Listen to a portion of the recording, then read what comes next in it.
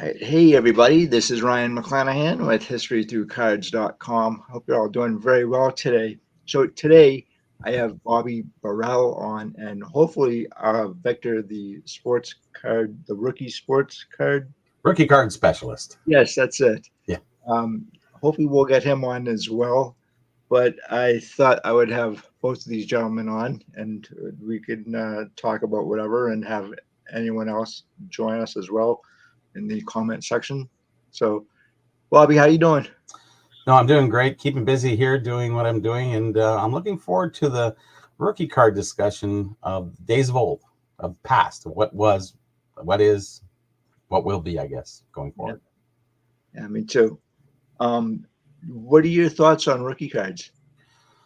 Rookie cards have always been, like I said, when I grew up, and at my first pack I opened, we're not looking for rookie cards. Rookie cards not even in your head. It might be he's a rookie, but there was no rookie card at that time.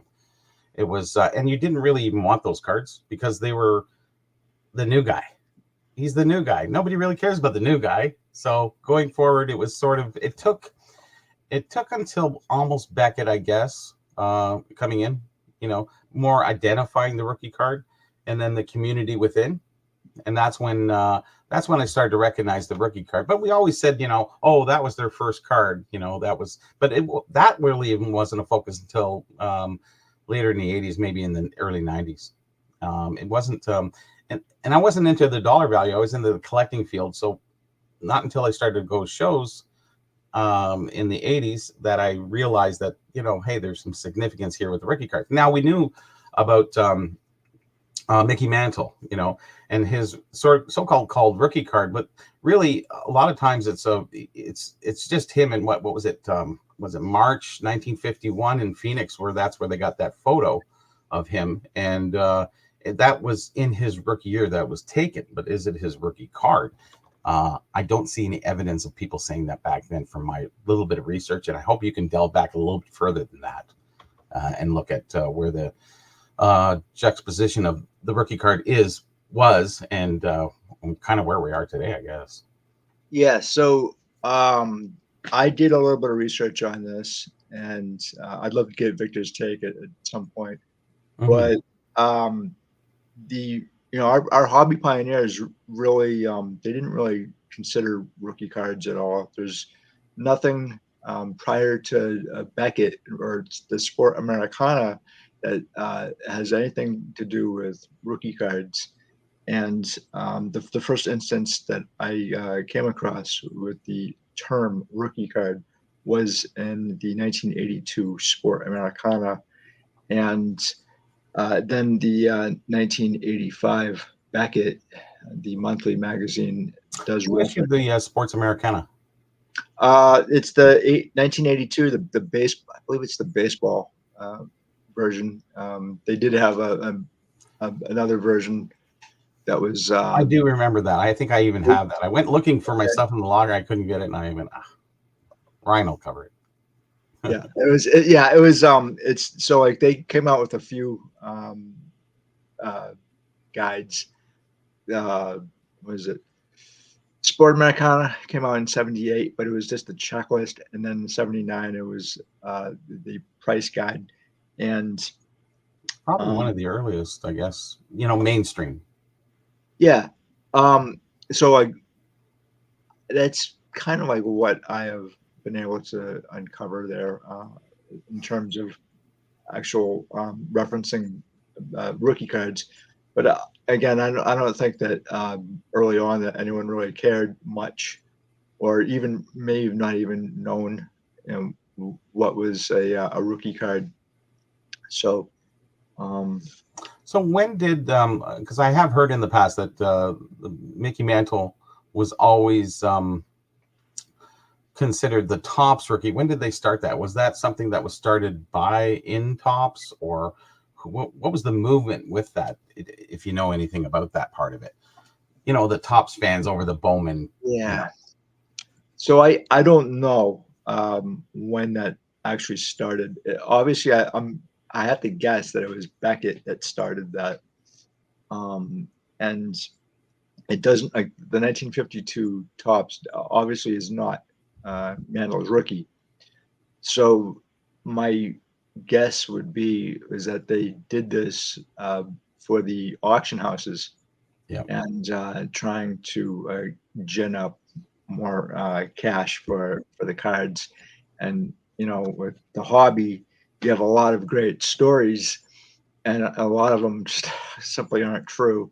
And usually it has to do with a very valuable or rare card that the auction house wants to uh, kind of present as something that a collector wants, but they So they're need. using hearsay and popular opinion to push the agenda. Is that what you're saying? Yeah, yeah, Mm.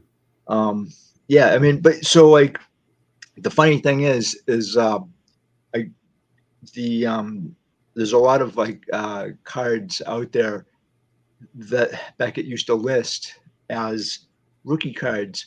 Now, early on in like 1985 or 84 or so, you have a number of cards that are not listed as rookie cards in Beckett, and one of those is Phil Rizzuto. Are they overlooked, or is it they're still determining? That's a good question. I'm not sure because they don't say anything. Oh, But okay. and yeah, so like in the 19 So would it April, be in the next year? Would they allocate the rookie card at that time? it could have Or been. how? Yeah. Okay. Yeah, it could have been. So like in the April 1985 edition of Beckett, they list the Phil Rizzuto and the 48 Bowman, but they don't list it as being a rookie card. Whereas, where is it? Let's see, Yogi Berra is. However, Yogi Berra has a 1947 tip top, and Phil Rizzuto has a 1941 double play. Now, in later versions of Beckett, you do see the 1948 Bowman Phil Rizzuto as a, Hmm.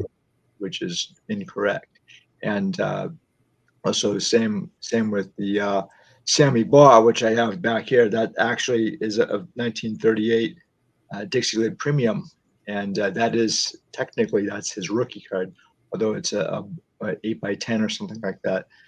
So I don't know if size has anything to do with it either. You know. Well, yeah, I won't go with that question, but I think premium wise, I think more so than just the size of it. And a lot of premiums are generally a little bit larger, or even sometimes even smaller. Yeah. There was no real standard at that point, as long as everybody had an equal opportunity to acquire these cards. I think that makes it fair going forward, because if we allocate the Baltimore News, let's just say, and it's just Baltimore, so everybody in Baltimore has potentially can be a $10 million winner of if they find the card, rather than every other state, especially either in Canada, North America, whatever, or in the United States. And this is why I think this happened, because then everybody has that rookie card there. They have more potential there, and that's unfair in the general sense of how we collect. So I think going forward, it has to be opened up to the point that we have to understand what a rookie card is and what are its limitations in the hobby. And I think that has to be all. We have no governing body, but if we instill things and get them out there to people, I think we can rectify things a little bit better going forward. We can talk about the way it is now. That's a little bit later. And Victor's on his way. Actually, he's just leaving church, and he'll be on his way, and he'll be on in 15 minutes. He thought it was Central time, not Eastern time. So Oh, I should okay. have checked it in advance, but I didn't, and I figured, oh, he's going to be okay. But that's okay. We'll get there, and he can catch up. Yeah, absolutely. Yep. So uh, the fairness question about rookie cards, if you're going back all the way to say 1909 when the T206 came in, um, Yep. were they the American Lithograph Company and the American Tobacco Company, were they actually thinking along the lines of everybody gets to have a card, when in fact it was up to each and every state to basically have their products, because there were like 27 states or so that you could not get their products.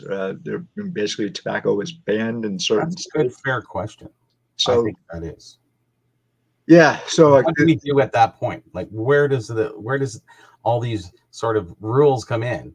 And I think we have to be a little forgiving because it's in the infancy of the hobby. Kind of, as we're looking back, we're trying to allocate which can be the rookie card, and we have to sort of say, okay, we're going to settle for this. But as it moves forward, we can definitely, hammer it down a lot better.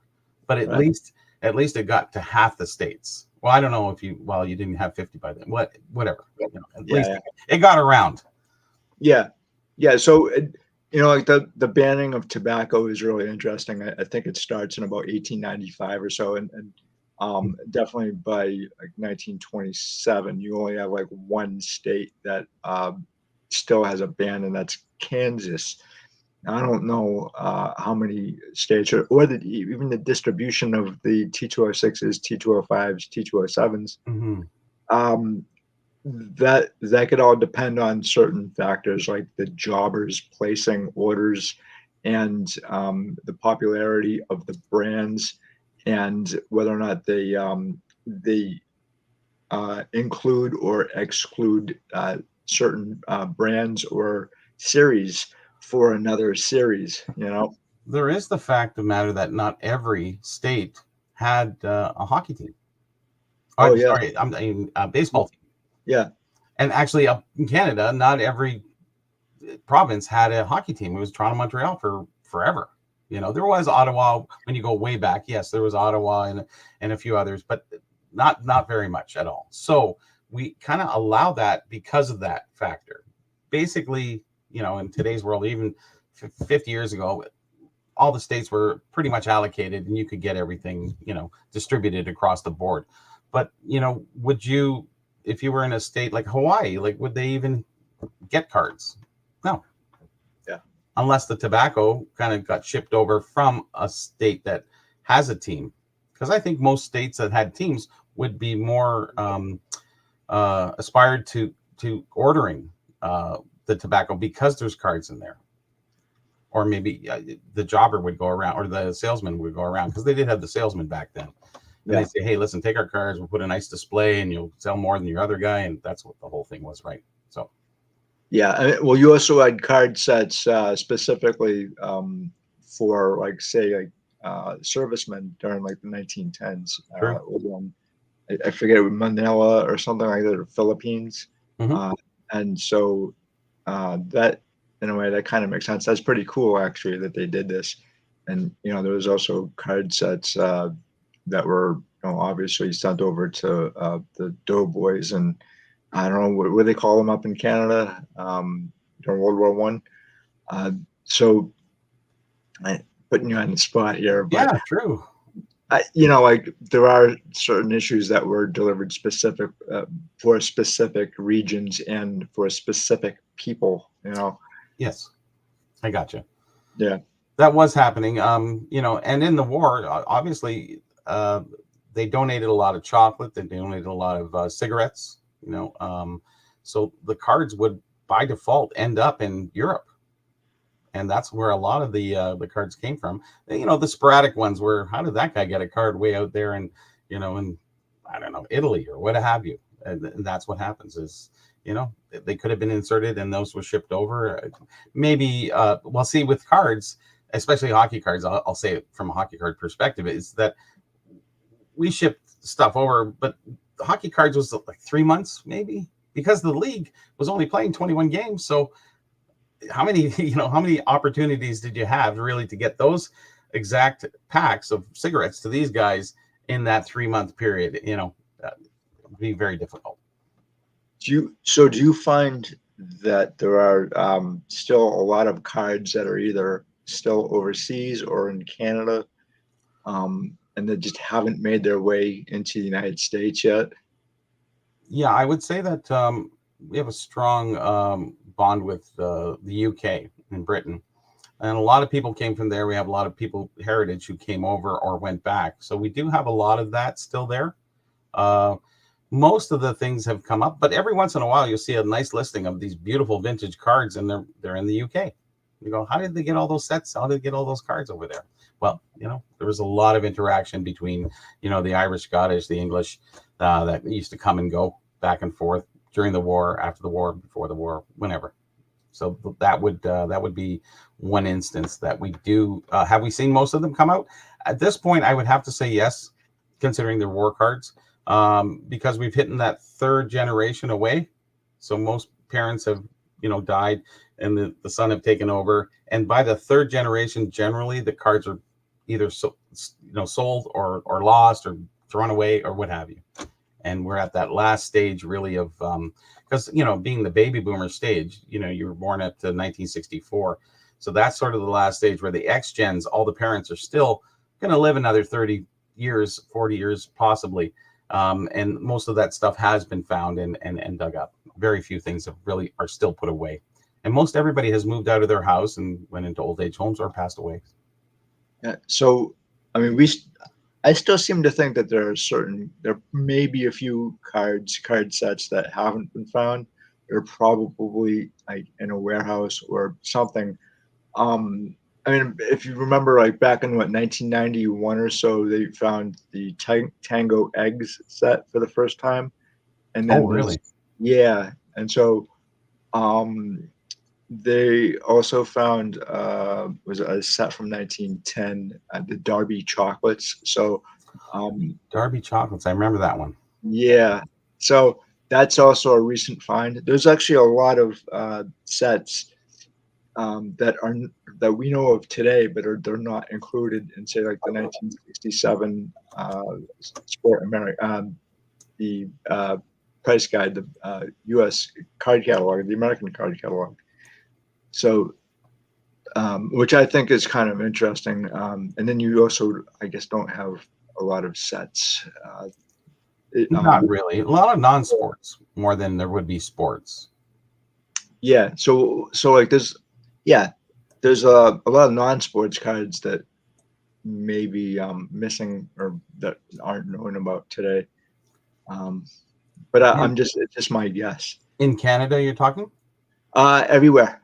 Oh, everywhere. Yeah. Yeah. There's still a lot of unknowns. Like I said, pre-war, there's over 400 uniquely Canadian non-sport sets, and we keep finding the odd one here and there. Survival rate of, what back then, 10 million people is very low considering the production. You had, I guess at that time, you had 100 million people, and your survival rate obviously gets a little bit better, right? Yeah. So Victor he'll be showing up shortly. He will be showing up shortly. I was looking at an article that I had on file. It's from 1981, and it talks about the trading cards. And there's a person called Sean Lackey. He shows his 52 Topps baseball card of Mickey Mantle in his rookie year. It doesn't say his rookie card. It says in his rookie year. The card is owned by Paul Lawrence of Queens Comics on Queen Street.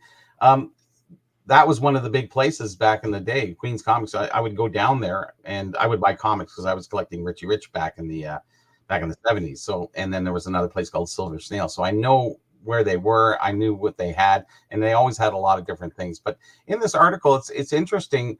There's a gentleman here. It says take Alan McGrath, a 32-year-old Toronto letter carrier.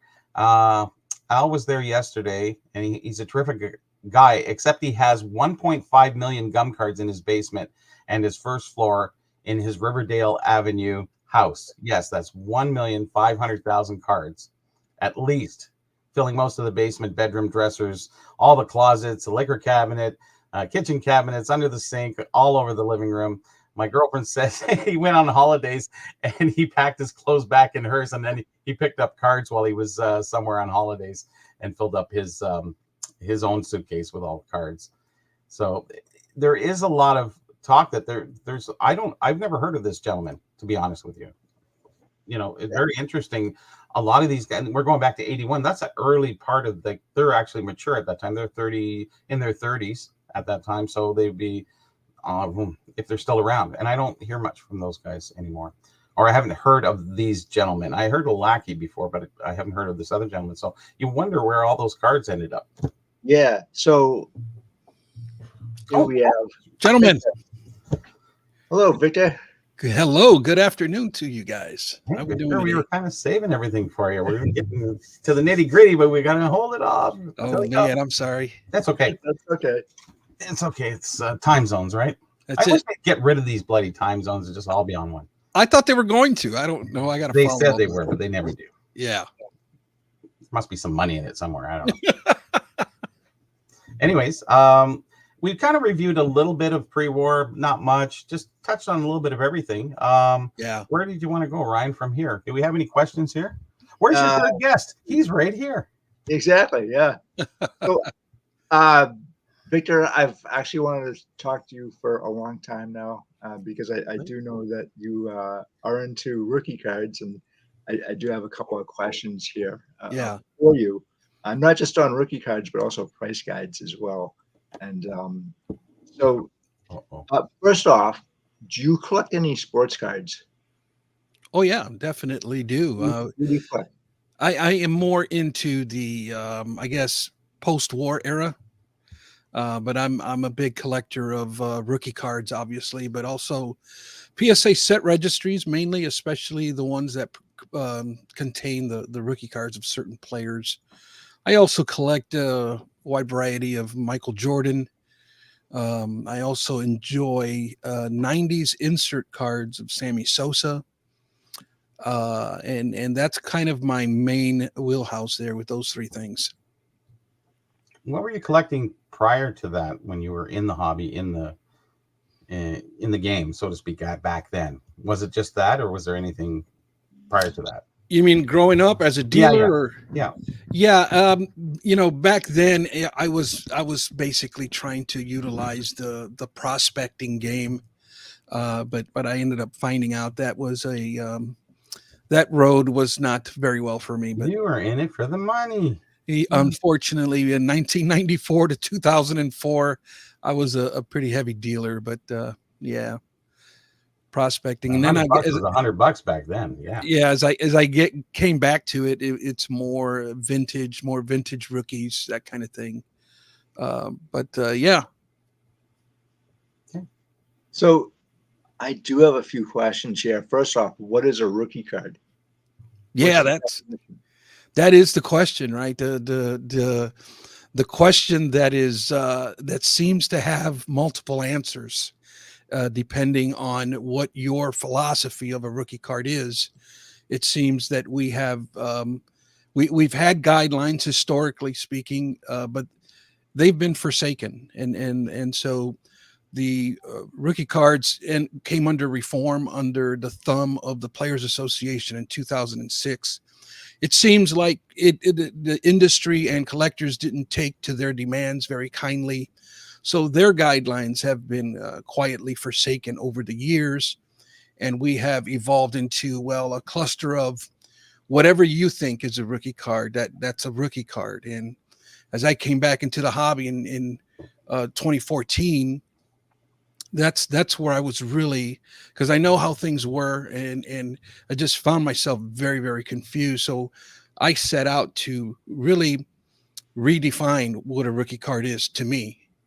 And I ended up doing that by basically taking the old rookie card guidelines that we grew up with in the 80s and 90s, established by the Beckett publications. I resurrected those, brought them out, and then I looked through them, and I kind of realized that due to technology or hobby trends, that some of those guidelines were somewhat outdated or obsolete. So, but I also noticed that, yeah, but I also noticed that some of them still carried some hobby weight. So the ones that did carry hobby weight, I held on to those. And then I injected the rookie card guidelines set by the Players Association because, like it or not, they are the legal authority. And so when I injected the new version of the guidelines set by the PA, I created kind of a hybrid version of what a rookie card is. And I've come to define it this way. A rookie card is a card that is featured within the base set, and it is released by a card manufacturer that is fully licensed, and it features the player when that player reaches a pro level roster. Those three things entails the definition of a true rookie card to me and the system that I've created. Okay. Now, I know Ryan was talking. There was really no contracts in the 19 T206, C55, Right. all those pre-war cards. We really don't have that. Right. So there's sort of almost a gimme at that point. It's sort of like, okay, we understand it wasn't distributed everywhere. There was no real official licensing, but somebody got paid something. Yeah. Probably team owners at that point. We know that for hockey right up until the 60s. So, but baseball was different because it was by the player. And we know the battles between Bowman and the battles between Fleer. So, and how they resulted. Yeah, and so you can actually go back further than the contract wars of the 1950s with Bowman and Topps, where you have in 1941, you have a kind of a famous case. It's Johnny Mize versus Gum Products Inc. And when he saw his card, it's basically a double play. But when he saw his card, he ended up suing the company, and he lost his case in 1942 because the courts said that he was a entertainer, and therefore that his right to privacy didn't exist. But before that, when you do have the T206s, you have a privacy case from 1903, Roberson versus the Rochester Box Folding Company, in which they had basically said that this girl who was photographed for her likeness, she took him to court, and initially she won her case, but then it was reversed on appeal, and that's where you get the Privacy Act of New York, and that's if you go back to 1903 or around there, that's one of the reasons why you had the American Lithograph Company and the American Tobacco Company issuing basically like we've seen these things, but they have it's a contract where the ball player would sign his signature and hand it over and get paid like say $10, and that's basically the start of your contracts between the ball players and the company. But my question here is, I don't know if you guys know this, how often was that followed? So it doesn't even look like it was followed to the nth degree by even the American Tobacco Company instead of 1912, because we do have players who you just kind of wonder, like they don't have many games behind their belt in say 1912, 1911, 1909 when they're on cards. So when I did my research on the T207s, I'm finding players like Chester Red Hoff, who really only played maybe like a handful of games, or a player who had like maybe 1 or 2 games under their belt prior to that, or players just never came up, So I'm wondering, how often was that enforced, Yeah, and there's so little information out there. It's really hard, at least for me, to get a handle on pre-war rookie cards. It's a rabbit hole that every time I go down it, I come right back up. Well, your base rules cover it with some exceptions, of course, because we're going back to the 10s, right? 20s. So there's not a lot going on that you can say are rules. And so we've forgiven a lot of those rules and kind of taken it forward. But, where the main thing comes in is really in the 50s, I think, because we have the right. We can go back to the Babe Ruth card. We actually did talk about the news there, I keep forgetting the name. Baltimore News. I want to get Victor's take on the 1914 Baltimore News. Baltimore. Yeah, that one, that's been a card that has been marketed to me unjustly. I don't view that card as a rookie card.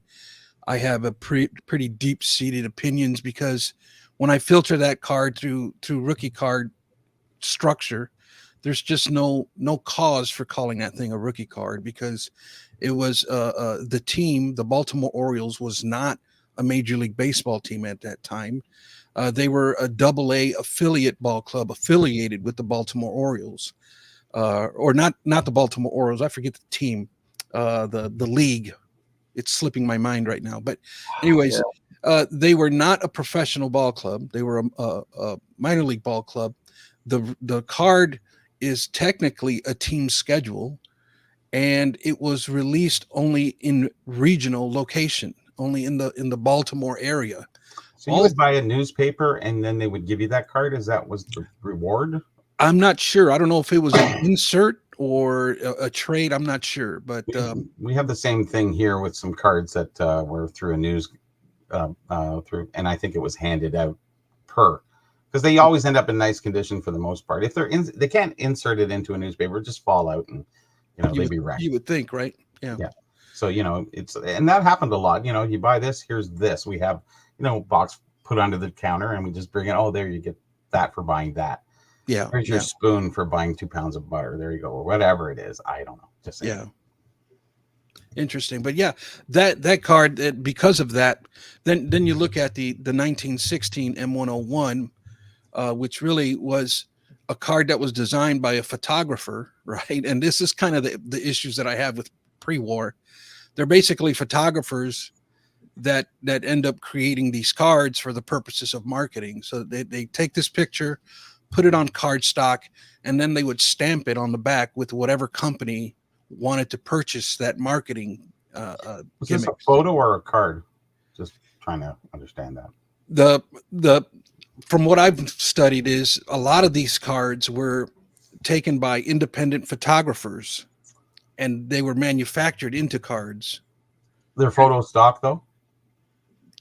Yes. Real photo stock. No, okay. Not real photo, cardboard stock. Oh, so they transform. Okay, I got it. Yeah. So I'm not familiar with that issue, so I was just trying to understand. Yeah, and then they end up trying to sell those to different companies. That's how come there's so many different variants of the M101 Babe Ruth, because he was selling stacks of cards to individual companies and putting their stamp on the back of it, and they would give them out as a little marketing gimmick. Yeah, that I don't think you can allocate as a rookie card in any sense. Well, in today's, but that's how come there's really no. I've even talked with Dr. Beckett on this. It's really hard for pre-war to establish any kind of guidelines, because it was truly the wild, wild west back then. A lot of the cards were photographs taken, but then they were churned into paintings, and then they went to production. So there's so many layers of complexity. Is that a loophole, do you think? Layers of complexity is what I like to refer to them as. Well, it's kind of a loophole, because I guess if you have the original photo and you do the artwork, right, you can't say that it's that person exactly, and maybe you can get away without having to pay for their image. Possibly. Yeah, but that's a possibly of a possibly. Yeah, we never stop, right? Yeah.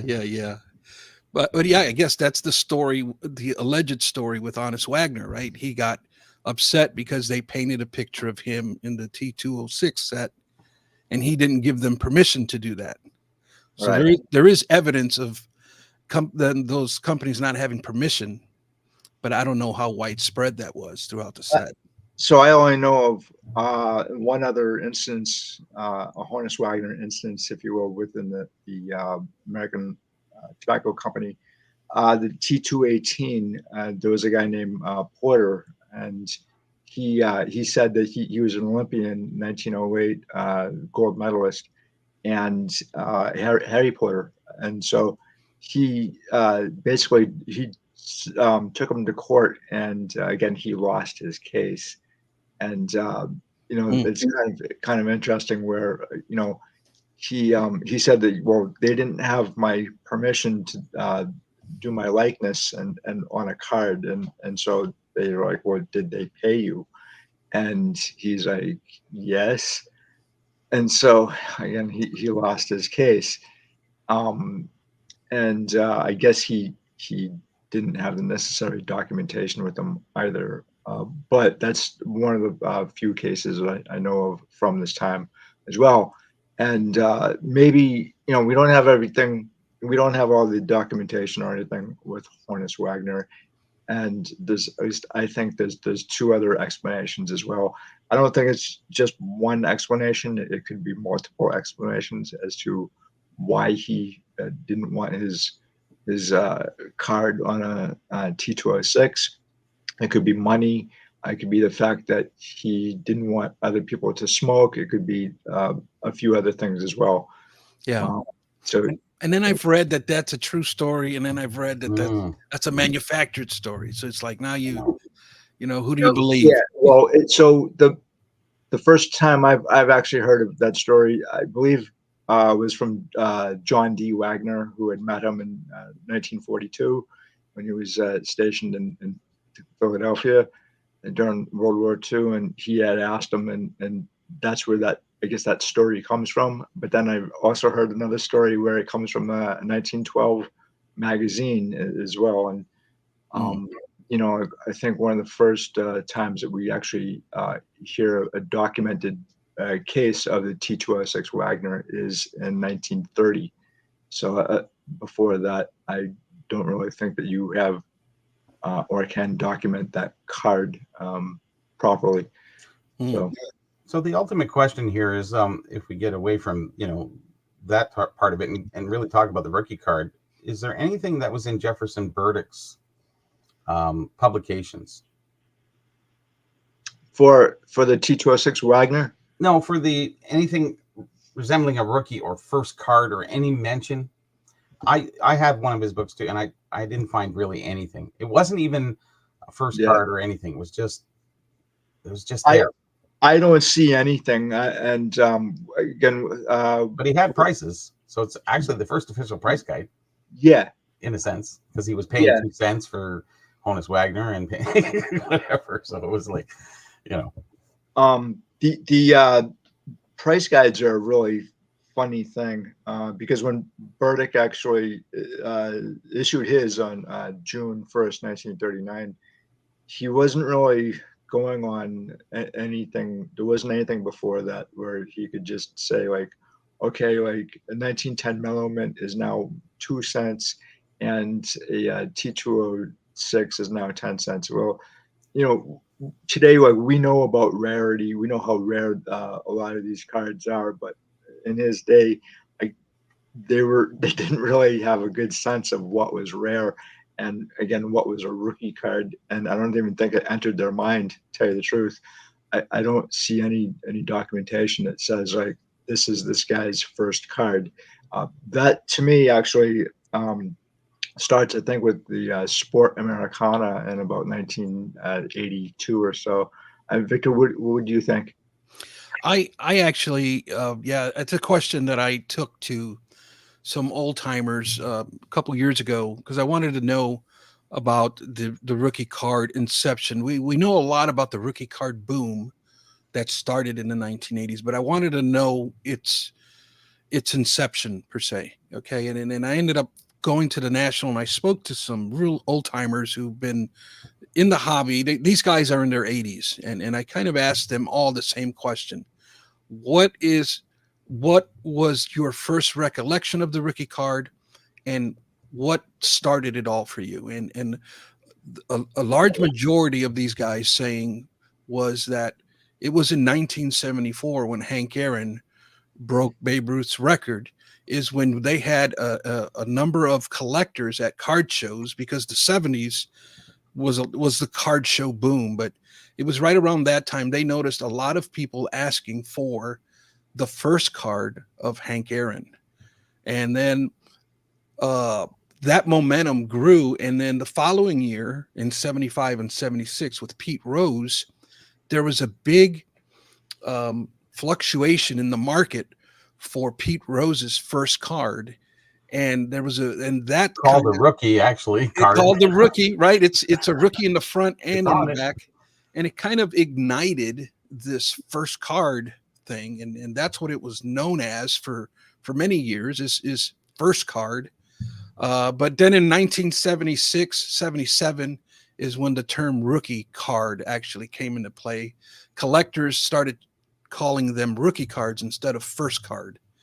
And that momentum grew. And then in 1982, 84 is when it blew up.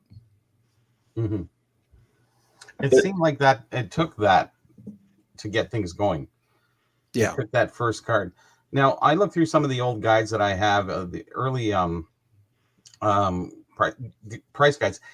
They're listing like a full set. Each card is 2 cents. It's not Mickey Man. It's all these cards. Any card is 2 cents. And there was no, saying that Mickey Mantle was worth this much or this guy was worth that much. It was any card from that set. So, and that goes back to the 50s, right to the 50s when Woody Gelman is doing that. And he's advertising full sets. Here's a card. Or if you want single cards, they're 2 cents each. So there's no rookie card at that point, at least to the 50s and into the 60s. How about first card? Was there any mention of first card? None at all. No. And, me opening packs in 1970, we didn't want the new guys. We didn't want the rookie cards, but there was no rookie cards. It was just like, they were the new guy. Like, who is this guy? I don't care. I don't want him. He's a Leaf. Okay, I'll get him, but we'll see where this guy Daryl Sittler goes. Whatever. Right. But there was trades that if you wanted a Bobby Orr, it would cost you 4 or 5 other cards to trade a Bobby Orr. Now that goes back into the early 70s. Yes, very early 70s. So there is that. So there is that understanding that that star power is there, but not recognized in card values at that point. That's interesting, ain't it? Yeah. I'll never trade you my Bobby Orr cards. I'm just saying that right now because he's sacred to me. Well, that article I was reading, the guy says he had to trade 5 or 6 of his cards to get a Bobby Orr. So he had to give him 5, whoever to get it. And that makes a lot of sense because when you wanted something, you would give, these guys you don't even know on other teams, I'll give you this, this, and this. I think one guy said he traded a whole LA Kings set for a Bobby Orr, 1 card just to finish his run. Wow. So, there was that preference going back. It's easier now to obtain most cards because of things like eBay. But prior to that, it wasn't even when I was streets. We had like on two blocks. We were only allowed to go a block each way, right? There was laneways we'd hang out, but you would hang out with your friends and you would try to make trades and what have you. And every once in a while, you go to that 3rd block over, and all these guys got other cards. So it was great doing these trades down lane because we had laneways where you had your garages. These whole laneways ran up down the whole street. You didn't have anybody parking in the front of their house. The laneways were in the back, and that's where all the kids would hang out, and we play ball hockey and whatever back there too. But that's where all the deals went down for the most part. And you play your Noxies and Dropsies and everything else that you did at that time. But there was no calling for rookie cards. The only most people were Leaf fans in my neighborhood, but there's a lot of people who like Bobby Orr. And then you get the odd weird guy who likes the California Seals or something, So, yeah, and the old timers that I was talking to at the National, they were also saying that there was a designation for them. They were known as first cards, but they weren't a thing. They were not a desired card actually within the hobby. They were just thought of as another card that's part of the set. That was their actual importance, was they were a part of building the set. But an actual of it being esteemed as the most important card in the set, that was not the case prior to 1974. Brian, did you find anything else in the some of those things that I sent you, or? I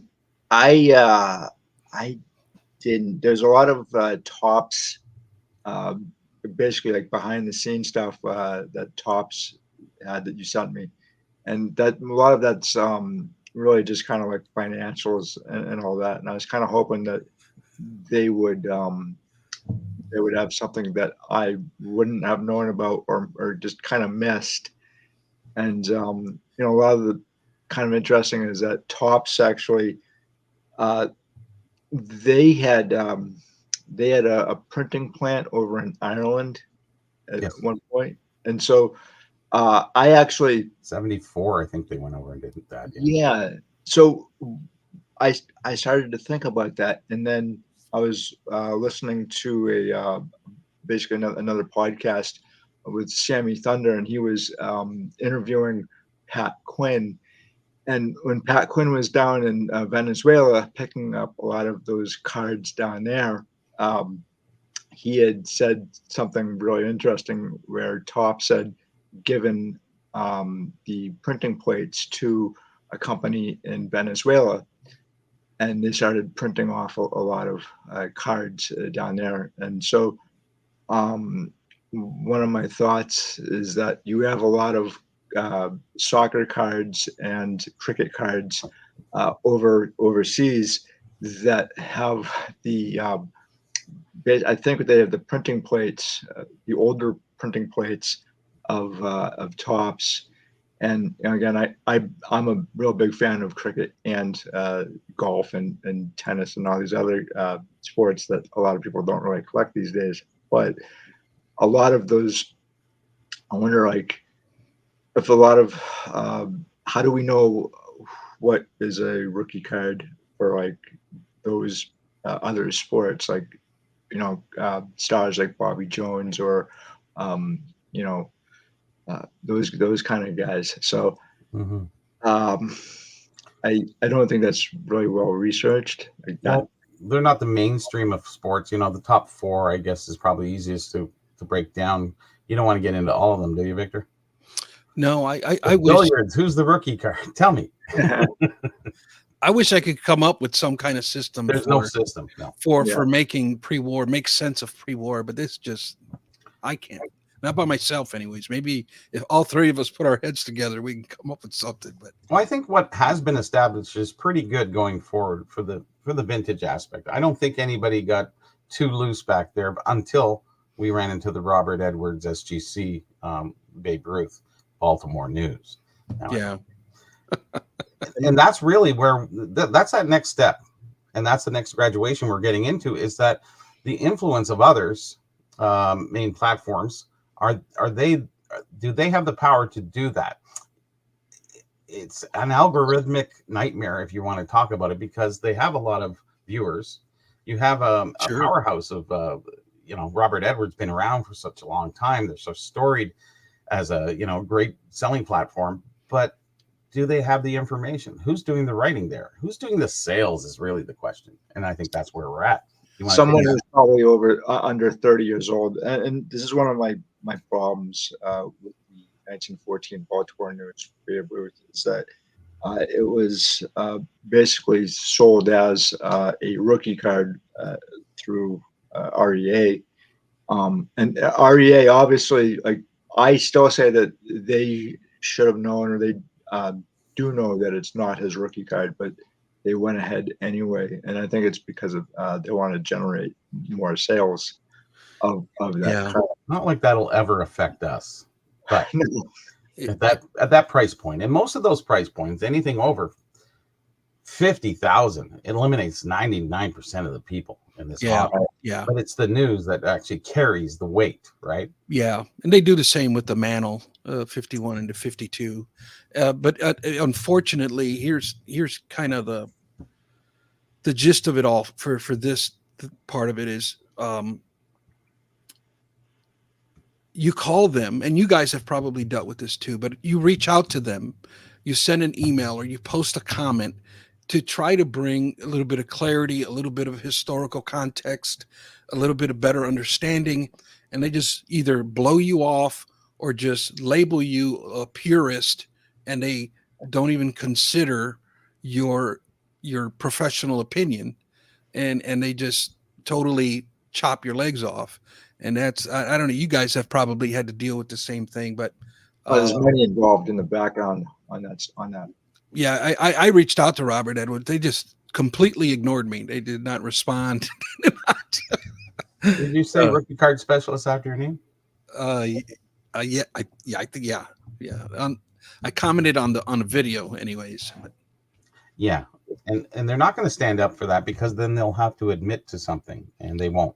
Right. Yeah. And the best way to counteract that is having people such as us who have delved into the history. We have 3 storied collectors, let alone historians, let alone information we've delved into it, and we have a little bit more respect going forward than we do at auction house that really just sells stuff.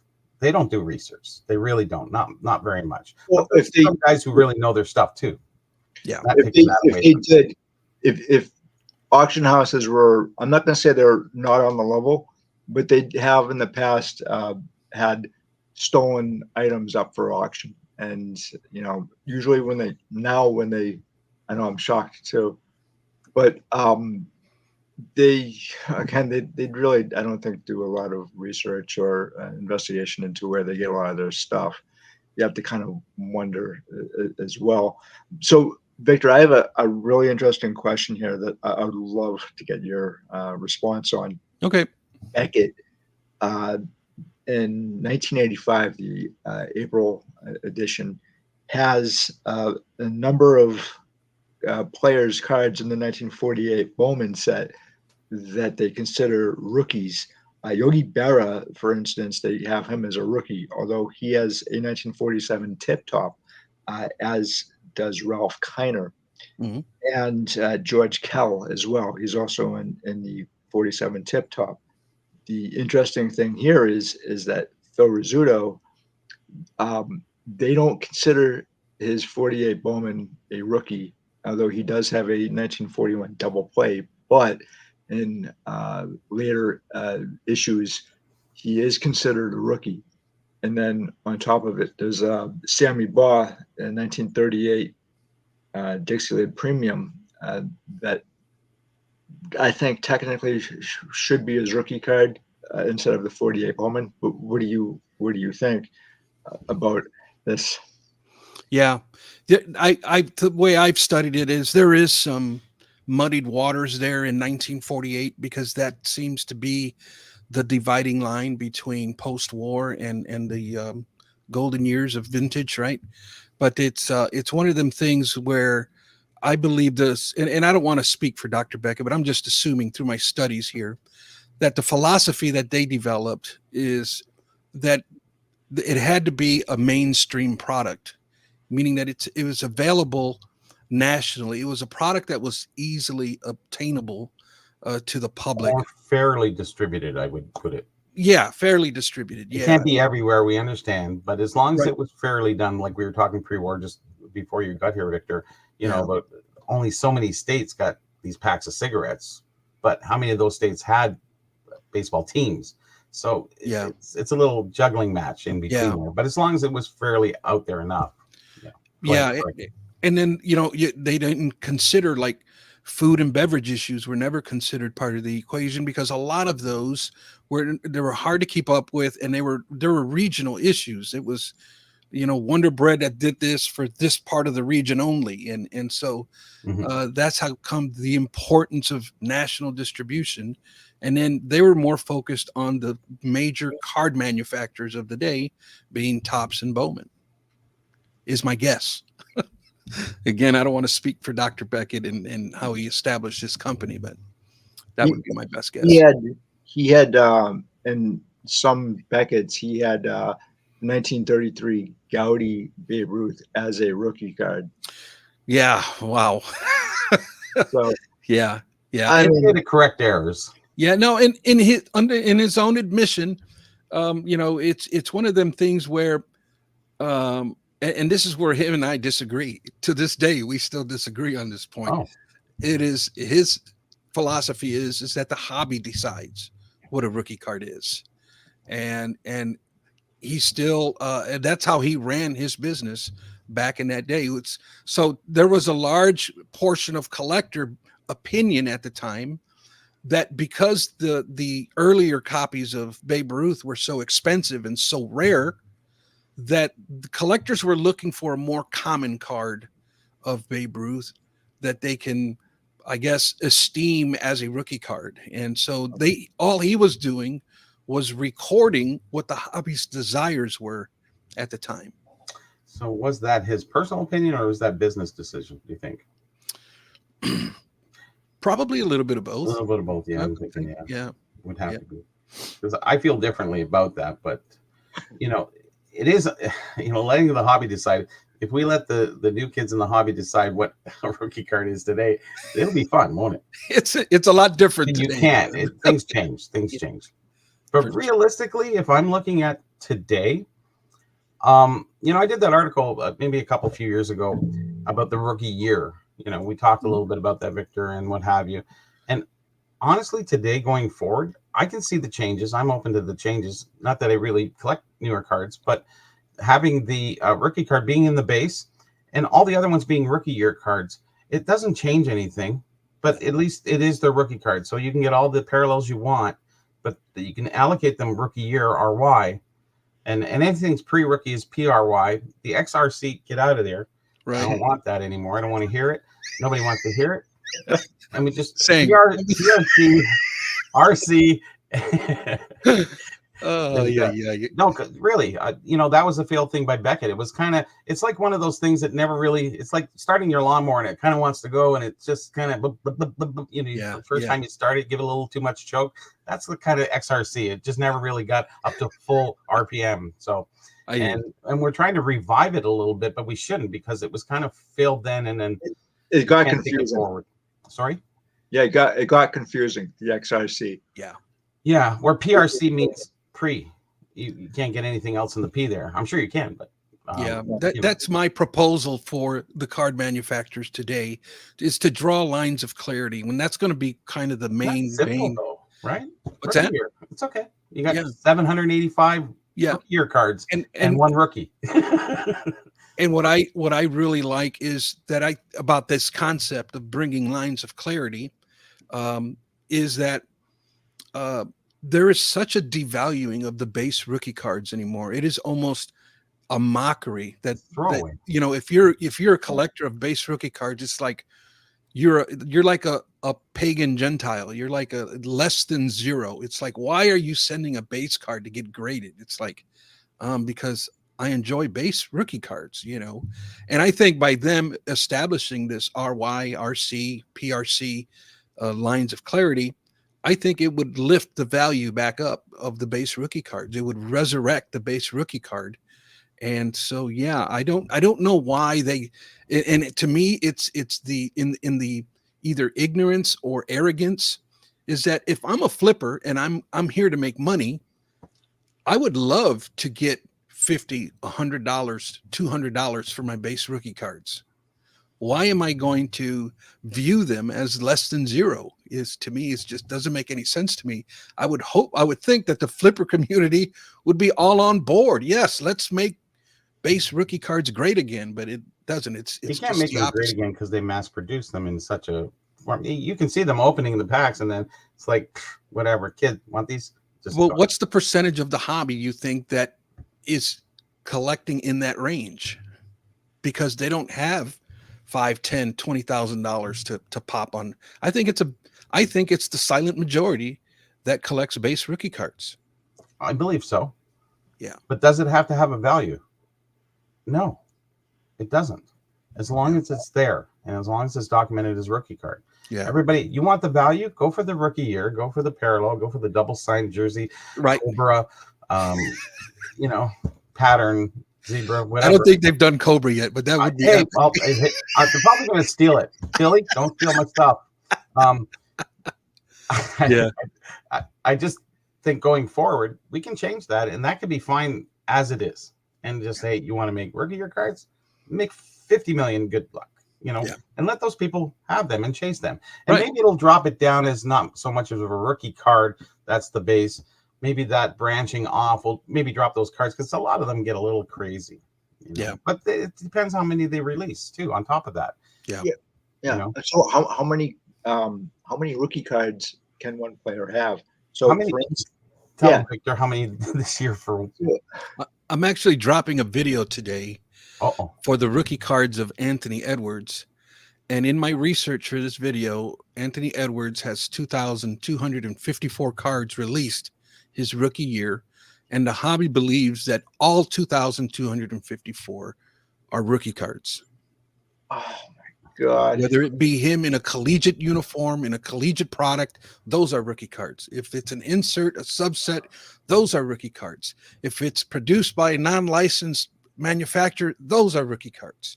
Everything and everything in between is a rookie card. And that's where I say time out here. I don't want to be an old timer purist screaming from the mountaintops and that, but this is getting out of hand, in my opinion. I thought so. Like what's his name? Hank Greenberg in 1934. He had 4 different cards, and I was like, okay, like which one is his rookie? Is it the Diamond Star? Is it the Gaudi? Is it the Annis Furs Detroit Tigers, or the Batter Up? Again, like if I was confused about 4 cards, I can't imagine 2000. Yeah. Like that's ridiculous. That really is over the top. And that hurts. See, people don't realize this. If you want people to come into the hobby, how can they be assured that they're buying the right rookie card when there's over 2,000 of them? Right. And there's a lot of them that are just fluff. There's a lot of them. Not all rookie cards are created equal. Some of them have more value than others. Yeah. Some I just, it's a shame. A lot of novice collectors, I believe, are getting taken for a ride because they're not buying the most the best rookie card. And a lot of people, if it shouldn't be all about money, but a lot of people, that's how they make their purchasing decisions. Sure. And so they're really green going into it, and there's a lot of people getting taken advantage of, in my opinion. So does the motivation change anything, whether you're a flipper or a collector, a purist or not? Is that really a factor? I'm not sure. Should it be a factor? It should be. Yeah, it can be. Mm-hmm. Do you guys think that the modern hobby is going to result in a crash? Because where it is right now? Well, so like in 1994, we got lucky with the baseball players strike, and the hobby didn't crash, but it went to 40%.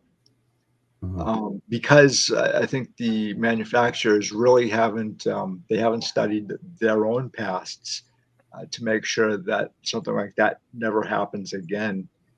I kind of feel like if there is going to be, I don't think anything would go to zero, but because of overproduction, I think they're really kind of they're not only hurting the hobby, but they're hurting themselves as well. What do you guys think? I think. Go ahead, Victor. I think short term. I think that question. There's a short term and a long term.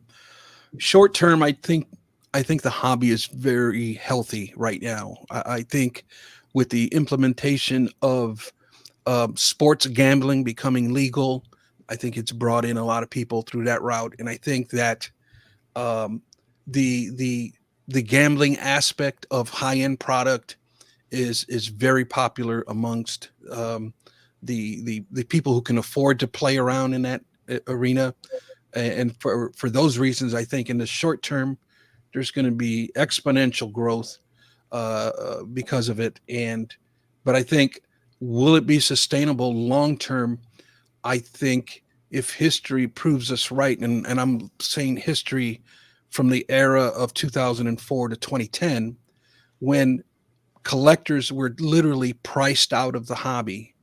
There was a mass exodus in the hobby around that time because card manufacturers seemed to be curtailing to the millionaires, and that led to a mass exodus. And if they're not careful today, I think they can repeat that same mistake by isolating collectors and putting all their attention and all their eggs inside of the high-end basket. And we said it earlier in the broadcast, where 99.9 or 99% of people in the hobby cannot afford to play around in that arena. And so it could be economic issues that are, but I think especially here in North America, I think there's going to be a resurgence in our economy. I think the aspect of the popularity of legal gambling is really taking off, at least in my circles. And I think that's going to bring a good resurgence to the hobby. Yeah, so here in where I am in Massachusetts, we've already had the Attorney General look at gambling in college and being a huge problem. And we've seen, like, in the 1960s, gambling in college sports was a huge problem, and it led to a couple of ball players almost lose their entire career. And so, here we're actually looking into, like, basically 4 different scandals. Now the thing is, it's easy to basically to shave points in a basketball game, but when it comes to gambling, like, that has had some serious side effects in not just baseball but also basketball and in football as well. Where you've had the 1946 NFL championship was the gamblers tried to get in on that, and 2 players that ended up getting banned from football.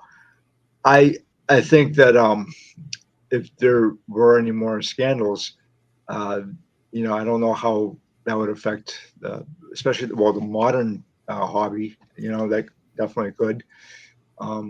So I don't know. What do you guys think? I don't know. I truly believe this about the hobby, is that everything that is wrong with our hobby today can be fixed by everything that's right with our hobby today. I believe that the things that we're doing and going forward and anchoring ourselves as giving the information, we're not just spouting stuff out. We're quoting, we're researching, we're doing all this, the breakdowns, and that's what's right with the hobby going forward. The wrong stuff, we can put that stuff down as long as it gets around. Now, we don't get the algorithm moving much in our direction. However, having these videos and sharing them with other people, I think it's really important where they go forward. And maybe the right person will see it, and maybe somebody else will step in that's a little bit higher up than we are in our right. in our hobby, so to speak. The hobby is a really funny place, because you talk about the gambling aspect. I get it. And, the purist, we don't want to get into all of that. But, hobby is a space where, in your leisure, you collect something without the remuneration back from anything. You don't care. And people disregard the fact that you've owned that card for 10 years. There's value in that. There's big value in that. Mm-hmm. If you owned a 67 Corvette for 10 years, there's huge value in that. People don't they just want to see at the end, they want to see a profit. It should go up. But you owned it. You used it. You enjoyed it. You shared it. Mm-hmm. And then, you have the community that's around you. The shows that we go to, the fun that we have. Remember your first national back, Victor? Mm-hmm. Greatest show ever. Like, it's great. Sure. But every show is the greatest show ever, because we get to have fun with our friends and do all these things. The gambling is the sad side of it, but it's there, and I won't take away from it. But going forward, know what you're going to collect. You want to pick the right rookie card. Well, maybe going forward, you have to realize that there is a rookie card, and there is cards in that rookie year, and there's up to 2,000. You can choose whichever path you want to go on. But for kids going forward, the gambling part's not good for them. And it's fun to open things. So where did we divide the fun between gambling? And I think that's the hard part we have. But every video is about gambling. So I think Low Roller Scratcher is a great name. I think it's going to be up to every state to decide whether or not they want to outlaw gambling. It was in between 1902 and 1911, they started to outlaw parimutuel betting, which basically ceased the horse racing up until the 1930s. So it'll be up to them to decide, and not Congress. And I think another thing going forward, I think with Fanatics, I think they need to change the card industry to a degree. It's gotten to this point, it's out of hand. How many more parallels do you want? Really, how many more? You're going to do that next year and the year after and the year after. Like, at what point do you stop being the Franklin Mint? Only limited to so many. Get yours now. Right, And right. this is where we're at that stage. And we have to move out of that stage. And if you want to add more people, I'm not even going to talk about the 10X. If you want to add people, get the fans involved, be more interactive with them, make it fun again. Remember, when we collect, that's our second chance at youth, really. That's Yeah. why we kind of got back into it. So give that to people so that they can have that later on down the road. You know, I don't know why they don't go back to as far as bringing kids into the hobby and everybody's looking for ideas. You know, the way I started or got influenced with sports cards was sports cards inside of cereal boxes. on the And back, yeah, inside. Yeah. yeah. I mean, what a genius concept. I mean, that Well, see, distribution that's where method. the licensing came in and took it all away because it got too expensive. That's why we Yeah. have so many great items are today collected that were brought out in the 60s and 70s. You know, when I was Yeah. growing up, all the cereal stuff is like crazy. The kids won't have that because they've stopped doing that. So that has to come back into play. You have to get the average kid, and you can't make a huge value on them, you know, just as long as they can get them and have that little diversity and a little bit of chase. Yeah. Because otherwise, then you get everybody doing the drive-through for McDonald's, getting that Pokemon rare, you know, that you want to get away from that part of it and just get the kids, because he's going to eat cereal. He's going to look on the back of the box, go, hey, cool, Otani, great, you know, or whoever, Yeah. you know, and they're going to say, hey, okay, I remember when I was a kid, that cereal box. Yeah. Oh, yeah, I might just get that. Or maybe I'll get that card, or maybe get it graded, or whatever. They need something to look back. We're not looking back forward now. We're just kind of going forward, like headstrong. Yeah. Yeah. And so Sensei Domino here, Tony. Hey, Tony. He does have a really interesting point here. If kids can't get into the hobby will be in trouble.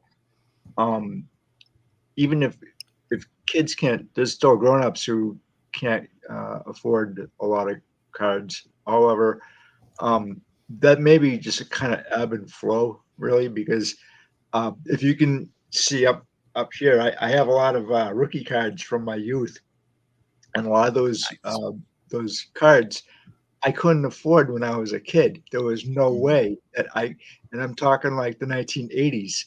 So, given time, these cards, while they were a little on the expensive side, they weren't as expensive as maybe they should be, if that makes any sense.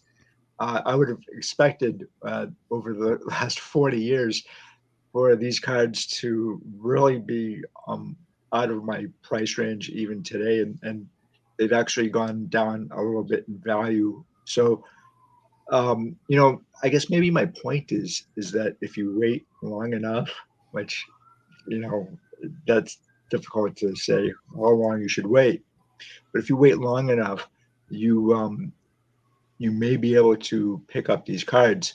However, the other thing too is I was thinking is that the cards that are being bought and sold today, are they going to be bought and sold 20 to 30 years from now at the same prices? And my obvious answer to that is no.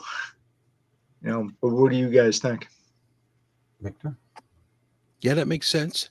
I do think, and if you would allow me to speak into something that is perhaps controversial or Absolutely.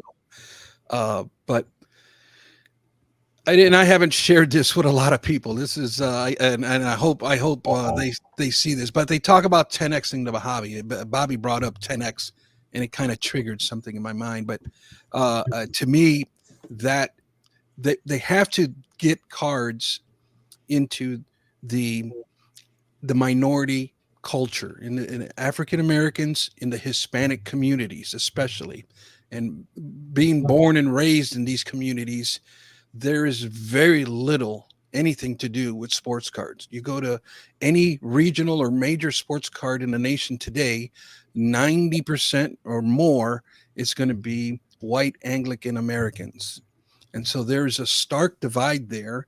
And it's hard for me to, and as I try to establish the importance of a base rookie card again, I think it would be extremely important to do that, because now we can create our own little subculture of and bring that subculture into the minority neighborhoods. You cannot bring a high-end market into these neighborhoods. The disposable income is not there for that type of community. So if we can somehow make the base rookie card great again, maybe bring an element of the flipping and investing excitement, and because all of that is cool to the kids, right? But bring that more to a low end product. I think there's going to be bigger growth. It's not going to 10x without the minority communities getting more involved. Yeah, you're exactly right. And I think maybe rather than Fanatics making cards particularly for that group, again, we get back into cereal and Mhm. cakes and different other things where they're going to buy them anyways. If you don't see it in front of you, it means nothing to you. Yeah. At least it gives them some stimulation. But to go out and buy, no. But if you're buying an along with, so that has to come in again, so somebody can look back 10 years and say, hey, I remember when I, was a kid eating cereal and I saw, Michael Jordan out of bed. Plants the seed is what it does. It does. And we're not planting seeds. And you can't go out there and plant seeds in a hobby that somebody kind of gets into. Wow. And then they're watching all the, the $100,000 sale videos and that's it. Yeah. Because we all get caught in clickbait, all of us. Yeah. And then then we start seeing people breaking into card shops. Yeah, exactly. Well, that's where it went. Some broad daylight too. Yeah. Well, the hobby. So, what's the state of the hobby now, comparatively speaking, to where we were prior to the hobby, or 2019? What's the state of it? Yeah. Are we at the par again? Are we below? Are we above? Now remember, the hobby was it was in a growth, so we have to give it like 3 years of a 10% incline, or something like that. So if you think your card, hey, it hasn't dropped below pre-prices, but yeah, forget that it would have went up some percentage because it was on the growth chart. So you have to say, are you there or not? And I think if we come back to where we were, it's very salvageable, because it wasn't, the big high-end cards, they're fine. Let them go forward because you're never going to buy them anyway. So, that's all. 90% of those you can just say, forget it. Yeah. So, stay in your lane, collect what you want. They're basically back to where we started, except the other crazy ones are still crazy. And unfortunately, some of the rookie cards of the vintage cards are way past everybody's reach at this point. So find your lane and enjoy what you want to collect.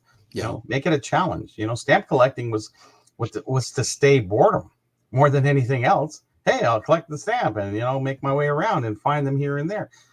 Same thing today. We need, kids to go to shows and not be all hung up on being a PSA 10 of, that's my big goal. It's like, yeah, that's probably my goal too, and you're only 20 years old, set goals accordingly.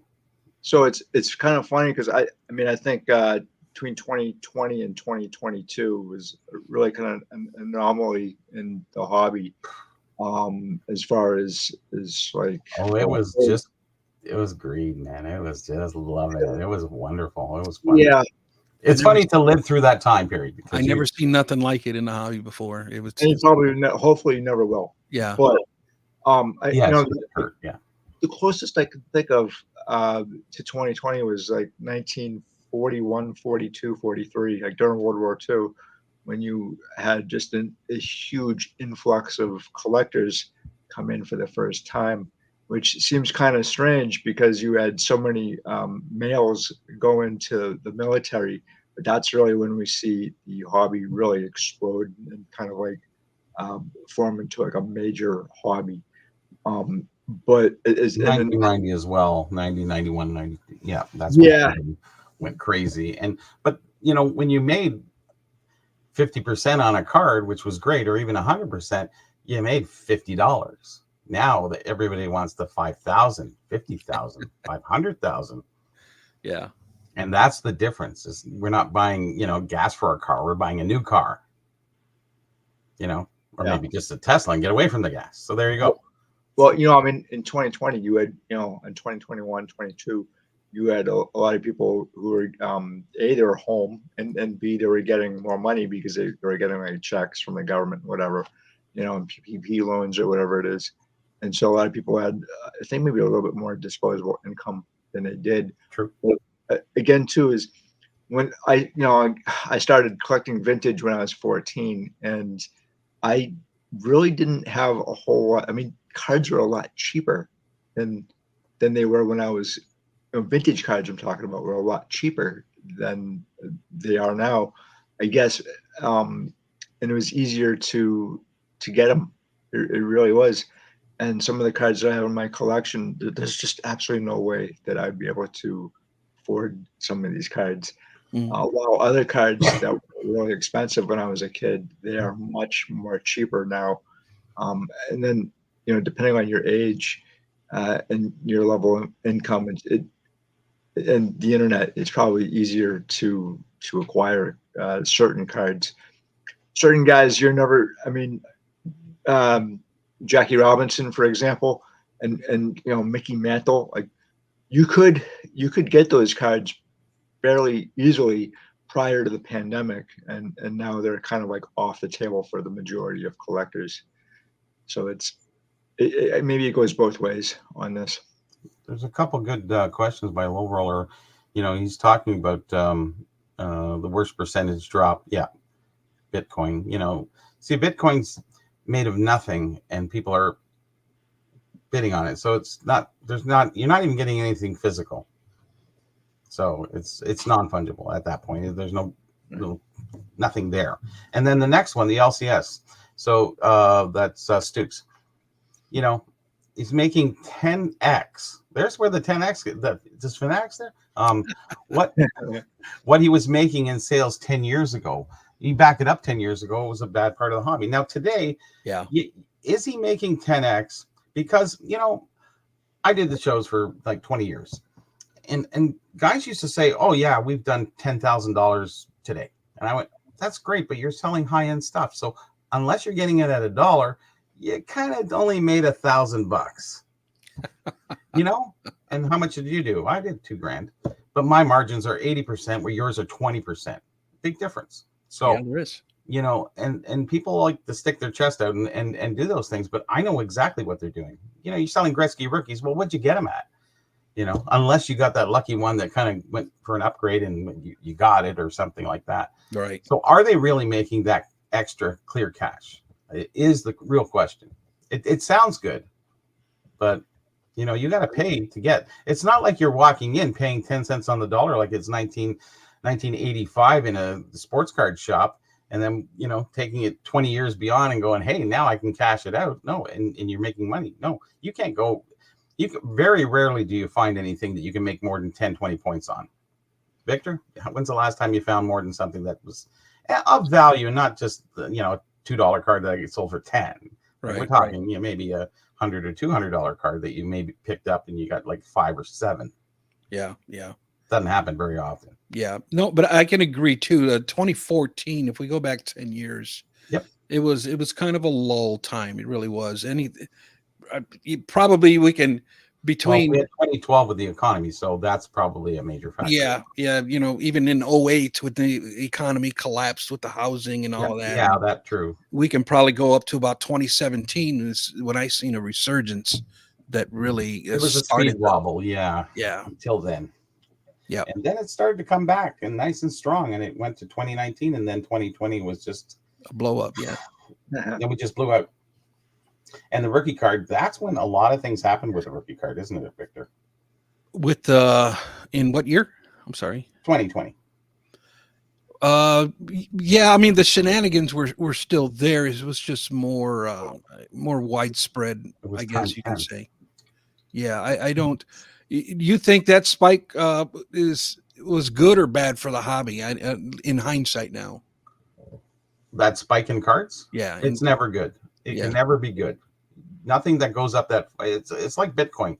Yeah, I could have bought it at 8 cents, and I looked at it. I said, "What is this?" Now I could have bought it at $200. I could have bought it at $20,000. I could have bought it at $60,000. It's a fluctuating. There's nothing there to hold it down. There's nothing except news. But when you have a card, I can understand the player's still playing. He can get, he can set records. He could really change from being an average player to being, an all-star. Things can happen with their careers. Anything of the past, nothing can really change unless you Right. change the rookie card status, like the Babe Ruth. Right. And then we get to that part again. So that's where they change the game to gain, the guy pays $7.2 million. It doesn't matter. That's probably pocket change to him. Because if you're going to spend that, you're probably worth at least 100 million at that point. So it doesn't matter who got ripped off, who said anything, whatever. But to let them move things that way, if they go that far, where are they going to move next? And if nobody stands up and says anything, then I'm sure they heard the rumblings. They heard you, they heard me, they heard other people. And they're sitting there going, they might watch their next step rather than just stepping lively the way they did. So, hey, whatever happened to that case of Opeachy hockey? Did anybody ever? We haven't heard anything after that. The guy didn't want it. He was a very strange gentleman. I don't think he completely paid for it. He was still short like $700,000 or something like that. And we haven't heard nothing. So that's weird. He bought it to impress a girl. Sorry? He bought it to impress a girl, right? There's a weird story all behind this. Nothing is really So clear. strange. What? But it almost seems suspect in a sense. So the story, he says, I'll give it to this girl I used to know and like, or something. And I went, what? It's like, what? I'll be your friend, like, for a little while. And you get these kind of people that do this kind of stuff. You have to be a little bit crazy to spend that much money because you're not going to get it out. Like, for a collector or for a guy who has a lot of money, you had the, you had Chad down in California when he was alive, the greatest collector, one of the greatest. And for him to have it, he would have it for the sake of, the historical preservation and history of it. And he enjoyed it for this. This guy was looking more for, I'm bored, need an investment. I got too much money. I'm going to throw it into something. It drives the rookie card up. So the wrappers went up to, what was it? I don't know, like for an average Gretzky wrapper, which you usually got about $20. They were getting the Canadian. So let's just say $15 US. They went to $120 US each wrapper. And I'm sitting there, people selling wrappers, groups of 5 and 7 of them, $800, $700. That has hurt those people. Those people, they lost their shit. When's it going to come back? Guess what? Never. It's never going to get that high again. And you realize how many wrappers are really out there when you start adding, 150% of the money, 1,000% of the money back in just for wrappers, let alone the Gretzky rookies. All the people who were buying threes for, $2,000 is like, yeah, well, now we're back to $400. It just hurts. Everybody gets hurt. And there's people who win and there's people who lose. And then there's people who win and lose throughout the whole thing. So I think at the end of the day, it almost evened out, but it hurts the people who lost because they're going to get sort of out of the hobby and be less interested at that point going forward. And how many people did that in, if you remember the 90s, the early 90s, the people that were at shows, hard to beat those records. We're only beating them today now because of the, online presence and what have you. But back then, massive amount, the lineups around the building twice. It's just unbelievable. Now today, not so much lineup. It seems like everybody gets in through a dealer pass somehow. I don't know. Are you guys going to the National this year? I'm not going to Cleveland for me. I think I'm saving myself for Chicago next year. I'll be in Chicago next year. You're not going this year, Ryan? No, I got way too many things to do. I'm also trying to finish a book that I'm writing. Are you really? Good deal. Yeah. Hey, that sounds familiar. Yeah. Self-published or how you?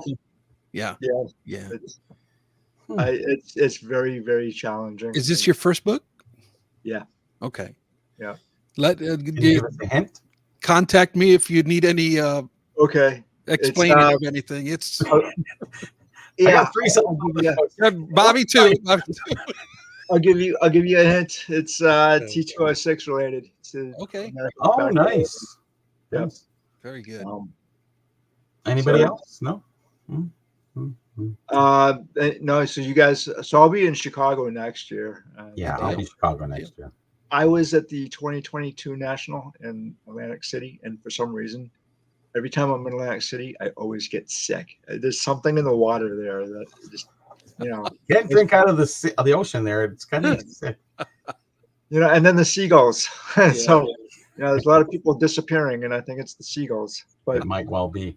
but I had a great time in 22 at the National. Yeah. And generally what they say is true. If it's not there, it probably doesn't exist. Yeah. And you'll see things there that you probably won't see anywhere else. And I'm not just talking about the National. I'm talking about Atlantic City. Other things, yes. Yeah. Some things you don't want to see, maybe too. Exactly. But that's one of the great things about the hobby is you never know who you're going to bump into. Yeah. And I bumped into Bill Mastro at the 03 National and at the 22 National as well. And I got to bump into Joe Orlando as well, and a few others. And one guy I was looking for, and I didn't even realize, but what's his name? John. Oh shoot, what's his name? John Ramirez. Oh, John Ramirez. Oh, yeah. yes. John Ramirez. So you guys are familiar with him. Oh, yeah. yeah. He's one of the guys I talked to about rookie cards for my book. Yeah. So he's been at every single national since 1980. And I was That's looking amazing. around, and Bill Mastro was talking to this guy, and I interrupted him. I'm like, I'm sorry to interrupt you. I'm looking for this guy, John Ramirez. Do you know where I can find him? I know he's here. He was right in front of me. Yeah. And he's kind of an amazing guy, because he goes back to like the mid 1960s. I Wow. call him the 4-star general of the hobby. He is, yeah, for sure, right? Yeah, Lost quite a few of those up here, but the guys who went back. But I got most of the stories. Did you meet B.A. Murray, his table partner? Oh, They go everywhere together. Him and John Ramirez. B.A. Murray is a very knowledgeable guy as well. I give him a special acknowledgement in my book because he was just so, number one, he was friendly. John Ramirez is a little rough around the edges, but B.A. Murray, very friendly, extremely knowledgeable. Guy has a memory on him, man. I tell you what, but yeah, very willing to talk and help any way he can. Yeah, those two guys, they've done every single national since it started. That's amazing. It's truly amazing. I mean, I've only gone to 2. And, I haven't gotten any, so don't worry. I'm coming next year. Really? Oh, Bobby, it's sensory overload, man. Well, you understand that it'd be a social trip, and with the dollar difference and everything, it'd be like $3,500, and it's hard to tell your wife that I'm gonna it is. go away for a few days, and yeah, it is. And whatever else you buy on top of that. And we know the National doesn't really hold very much for hockey, so it wouldn't be even a buying trip where you can offset some of that. So it'd be definitely a social experience. Yeah, and but next year I'm going to stay with my friend Dave there. He lives in Chicago out there, so I'm going to stay at his place, which will save on the hotel. Oh, big savings. Yeah, big savings. And we'll just go and I'll be 2 days, maybe 3, and that would you don't need to stay the 7 days. Like the Toronto Expo. Like you guys will have to come up again one time. I think you've been up, Brian, once. You said no. I've never been to Toronto. I've been to Montreal, and I loved Montreal. And I would definitely make an appearance up in Canada. It's been a long time. I really enjoyed my time up there. But it's not like the Nationals. It's a lot smaller, but still kind of big in the grand scheme of things, and it's gotten bigger. So the people, there's a lot more people now. It rivaled the early days in numbers, so we're even beating those numbers now, which is really good. It just knows the hobbies. Well, kind of hockey's been insulated away from a lot of the money aspect of things, I guess. Not the PPP money kind of thing. I just mean it's never had too many big great rookies that are worth $250 million whatever dollars, right? Like hockey's always kind of stayed at a reasonable level. None of the past before I guess 79, other than Gretzky. None of the other rookies really went crazy or anything. It was Gretzky rookies and a few of the other Ovechkins, but they didn't go up to crazy amounts. So hockey was kind of lucky in that sense, I have to say. But still, I found hockey to be very addictive, truly. And to a lesser extent, vintage basketball. But for me personally, I initially had a very hard time actually getting into vintage hockey. It was never easy, not like baseball was or football. But once I got back into vintage hockey, like 1950s, it was a little bit easier for me. And I'm not entirely that's sure. when it kind of really started more streamlined. 30s were kind of anchored, but yeah, so 50s for sure. Pre-war hockey, I found pre-war hockey to be very expensive, even today. It is. And yeah, it's not like post-war. Post-war hockey, yeah, you can find cards, but it's just less population, less production, less warehouse finds, and it's cold north of the border, most places. So you don't have outside storage in a barn. You can't have barn finds because it's been frozen over 40, 50 times. You can't have that. So, but yeah, I think hockey is affordable. It's still buildable. They say, well, by the time the baby boomers are gone, a lot of those cards from the 50s and 60s drop off in price. And I'm saying, great. A lot of people collect them because they'll be $1, $2, $3, $5. So you won't have a hard time building a set. And that's good because that's what happened with baseball. Same thing. Some of the 50s and 60s, I see the PSA 7s going for a book. I'm going, holy geez, when did that happen? That's graded. And it's like, hey, that's affordable. And that's a good thing because then it stimulates people going, I always like that set. It's kind of affordable now. So let's do it. And I wonder too, like, so I initially got into vintage because I wanted to learn. It's kind of like my second education that I never got in school. And so that's why I got into it. Also the artwork and a few other things as well. But I always kind of wonder about newer collectors trying to get into vintage and if they have a hard time with it, just because not just like the value, but where do you start when you don't know where to go, or the 40s are kind of gone because there's really nothing hockey 40s wise other than some beehives. But so you can just go 20s if you like chocolate bar cards. You can go 30s gum cards, 10s tobacco cards, because it's pretty easy to define those three. And then 50s and up, it's gum. And then you have all the premium stuff that kind of came along the way. So it's very easy to start. And what you do is you find what's affordable to you, what you really like, who you're looking for, what you're trying to build, Like Victor likes to dive into a little bit of vintage, right? Yeah. Oh yeah, I got vintage. Yeah. What's your stimulation? I don't got vintage hockey now. No. So we'll get there one day, but maybe you will, maybe you won't. Well, I do. You don't have to collect everything. So all these people say, "Hey, we got to get more collectors in the hobby." Well, the guy who sells banjos goes, "Yeah, we need more banjo collectors." The other guy's into tea, whatever. We need more people in these. You don't. You want them to. You don't need to drag them in. You want to lure them in a nice way. So fanatics. Geez, you guys own jerseys. Why can't you win a jersey signed by this guy? Because they're part of your thing too. Yeah. Like just a little bonus. Because you're not going to get that PMG that you want. The likelihood is very low, or one of the parallels that you think that you might be able to get. Yeah. There Just you go. Give the people something, and then the base fan will maybe get into it. Yeah. Do you think that there's going to be enough interest in vintage going forward? Always. I think. Well, I always say this, and I mean this 100%. Is rarity rules the hobby and always will going forward. Now you can talk about the new cards being rare because they put numbers on them. It's 1 of 5, whatever you want to do. Yeah, that's rarity too.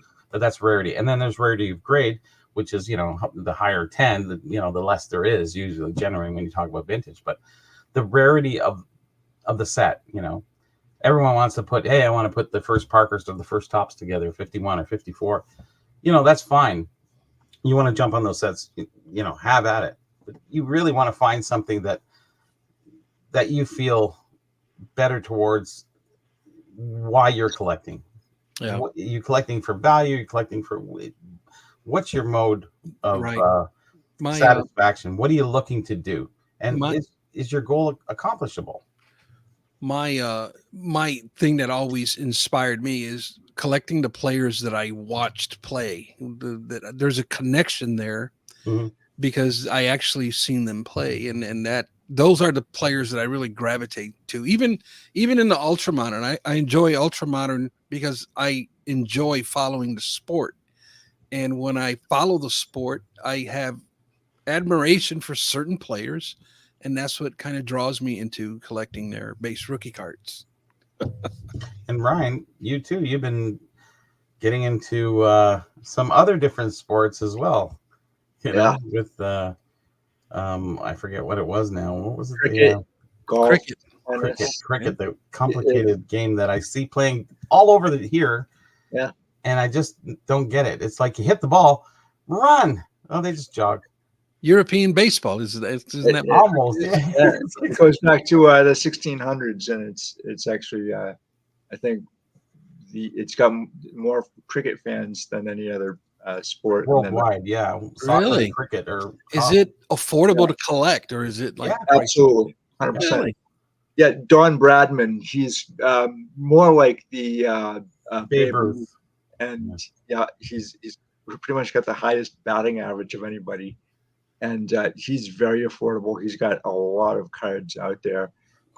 So I just picked up a W.G. Grace card from 1901. I have to do a video on him at some point, but he's another guy that when you think of cricket, you think of Don Bradman and W.G. Grace, and then Hobbs as well, and a few Victor Trevor. Yeah. So it's fascinating. Let me ask you, what inspired you to start collecting cricket? So I worked with a guy who was in the Air Force, and while he was in the Air Force over in England, he got to see a couple of games being played, and this was like back in like the 60s and 70s. Okay. And so he had told me about this, and I'm like, cricket? Like what? What? That's an insect. So, so the Beatles. No. Yeah. So I looked into it, and I had to take basically a crash course on how to play it, and how it's played, and basically how to watch it and understand it. So once you can get through that, it's really fun. And I hope to go to a couple of cricket games at some point. All right.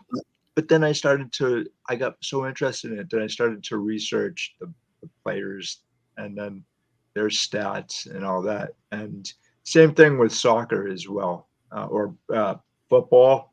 So both of those sports to me are really fascinating. And I've always been a fan favorite of golf and tennis as well. I can't play tennis at all. I can barely play golf, mini golf, but I really love just talking about obscure ball players, and you guys may see on my channel that's pretty much like all I do, because I think that for the most part everybody talks about Ted Williams, Babe Ruth, Lou Gehrig, Joe DiMaggio, but they never talk about guys like Victor Trumper or Billy Meredith, one of the first truly famous soccer stars. And so like I don't want to leave these guys out. I think that a lot of your average everyday ball players, which I do like to talk about, they're forgotten. And it was, one of the reasons why I really started to collect vintage sports cards, like the 1941 play ball, the Barney McCoskey. Well, who's Barney McCoskey? Why does he have a card? And so like I really wanted to like find out, why are some of these guys on cards? Sure. And so for me, the 41 play ball Barney McCoskey was always a great card. Same with the Kirby Higbee because of the artwork. And so, like, for me, it's also the artwork. It's got to catch your eye, and Right. no matter how great the ball player is, if it's a crappy looking card, you're not gonna buy it, Yeah. right? Yeah. And yeah, so like your 1958 Topps Brooks Robinson, I love Brooks. He is not just a great ball player, a great human being as well. And so his 58 Topps is awful. It's an awful card. I still have it, but I think I paid more for the 58 than for his rookie, actually. So I paid like $30 for his rookie, and what's his true rookie card? 57 Topps.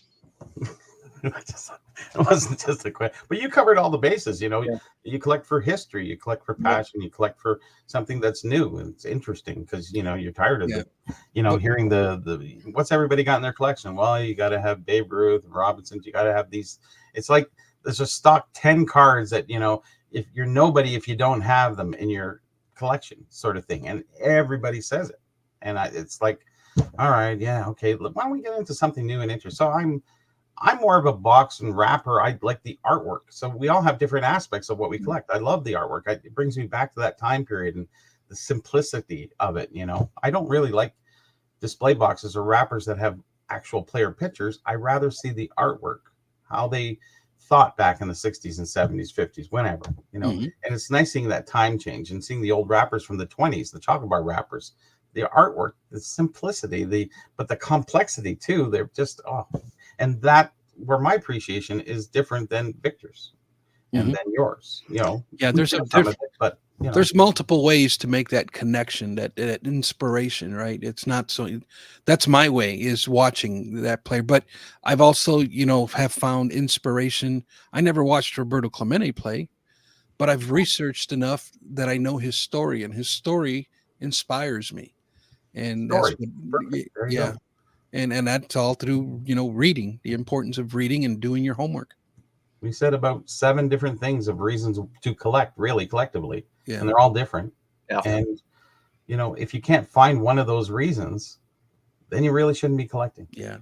That's a good YouTube video right there. Write that down, Victor. I am right. He always steals something from me. It's like horrible. And that's fun, and that's why we get to share and come on these shows and put out there. Just, maybe we've been in the hobby a little bit longer than others, but it doesn't give us any more right. The only thing it does give us is gives us more information so we can go forward and we say we have done the work and we have done the footwork. Bobby, you got to start making content, man. I'll take that as a no. No, actually, don't take it as a no. Oh, okay. Anyways, things are coming. All right. I see people's books. They're coming. All It right. takes a lot of work to get to the certain point, but any which way. But books are tough. They're not easy. For me, writing is easy until I get to the book part. There's so much to it. The book, self-published, man. And when you do it yourself, I had to do everything myself. The only thing I had was the printer to do the balance, but I did all the artwork. I did all the design. That takes a lot of time. And I give kudos. And people respect you for that too, but they just say, why don't you just print some more? It's like, yeah, give me 40,000 and we'll talk, know? And how many more am I going to sell? Another 100 of the 100 people demanding out of the 2,000 you need to print? Yeah. So Ryan, I would think a book would come easy for you, man. I've checked out your website and you got some pretty extensive articles in there, man. This is a book, is what this is. Man, yeah, like an album of books. Like, holy. But you do have to have a certain structure, right? You have to unfold this. Your writing has to have a flow to it, right? At least that's what they teach you, anyways. Yeah, I mean, I just got really deep into something, and once I did, it goes all over the place. And no matter how long you've been writing for, it's still not easy to do. No, and we're self-critics at that point. That's tough. Yeah, And it's just because I'm an artist as well, so I don't like my own artwork. Other people are like, "Oh my God, how'd you do this?" And I'm like, it's just we are our own critics, of our own work, and I think nothing changes. Yeah. Our own enemies sometimes. Yeah, that's the worst thing. And again, like, how do you know when to stop? Right. Like that's okay. Like, how do you know? Like, okay, I'm done. I'm gonna stop, and then going back and like just revising things. And revising's okay, but the starting point, and this is me, and this is way I have to have the title before I can work on it. I got all this shit going on in my head. Sorry if I swore. But once I do that title, then I can go. It's almost like the starting gate's over. Now it's time to run. But that title will be finished off in the bottom of the article. So then I know where the end needs to be. So I have to kind of sum up that title to the bottom end, and then I'm finished. All the other stuff in between, you can play around with forever. But, certain varying degrees of excellence. Yes, sometimes you just have to choose a lesser one than where. I found myself kind of getting long-winded in my book, and I chopped it up. I had so many edits. I've got it chopped down to, it's a 30,000 word book, and that's like the lowest they recommend going. And still a lot. But I wanted to I just wanted to like get to the point, and I wanted the writing. I didn't want to get too intelligent with my writing. I wanted my writing to be kind of like we're just having a conversation. So it's kind of like a real easy flowing book. I didn't make it too complicated. I was wanting to write more to the masses. So I kind of have to meet everybody where they're at. One thing, I was talking to Dr. Beckett one time, and he told me, Victor, you have to understand, not everybody has a PhD in rookie cards, man. You gotta simplify this thing, because sometimes I found myself getting too deep in the weeds. You know what I mean? Yeah, too bogged down and I think we can all be at fault at that with that sometimes. But especially my light just went out, so. No, but it's been necessary to have someone like Victor and you too, Ryan. These are important things that have to be done for the hobby. Otherwise, you can't go forward if you can't look back, right? You have to know where we've been so we know where we're going. And we know where we're going, but the powers that be aren't going in that direction. And we need to be some type of influence. So I try to get on as many shows, and I'm trying to be, as official as I really am in what I do. I'm a jokester. I like to have fun. I talk shit about a lot of different things and people and companies and what have you, but that's okay. We're in a different type of world. And same thing with with you guys writing books and everything. You can keep writing about, and you can keep going into the weeds, but there's a certain time you just cut it off and say, that's exactly what I wanted to say. And I'm good with that, because honestly, I can go back through all of my books and I can rewrite them 10 times better now. Yeah. You're always going to say that. And same thing with an article. I just post it. And it was the best. I thought it was great. And then I start rereading and I go, so I don't reread my articles anymore. I leave it. Take it. That's it. I'm done. I was happy at that time, and I'll leave it there, because you start critiquing yourself again. It's like, and I don't want to write for the people that can't understand the words. I'm not writing for my peers. I'm writing for the people, and we can get caught up in that, writing for our peers, because we need to compare ourselves and use fancy words or, long words that you don't even know what the meaning is. We do put a few in there, but I mean, keep it simple. Bob, I saw one of your books online for $200 the other day. Yeah, they're worth more than they were complaining at paying $20 back in the day, right? Now they're a collector's item. It was the one with the goalie on it. That was my first book in 2003.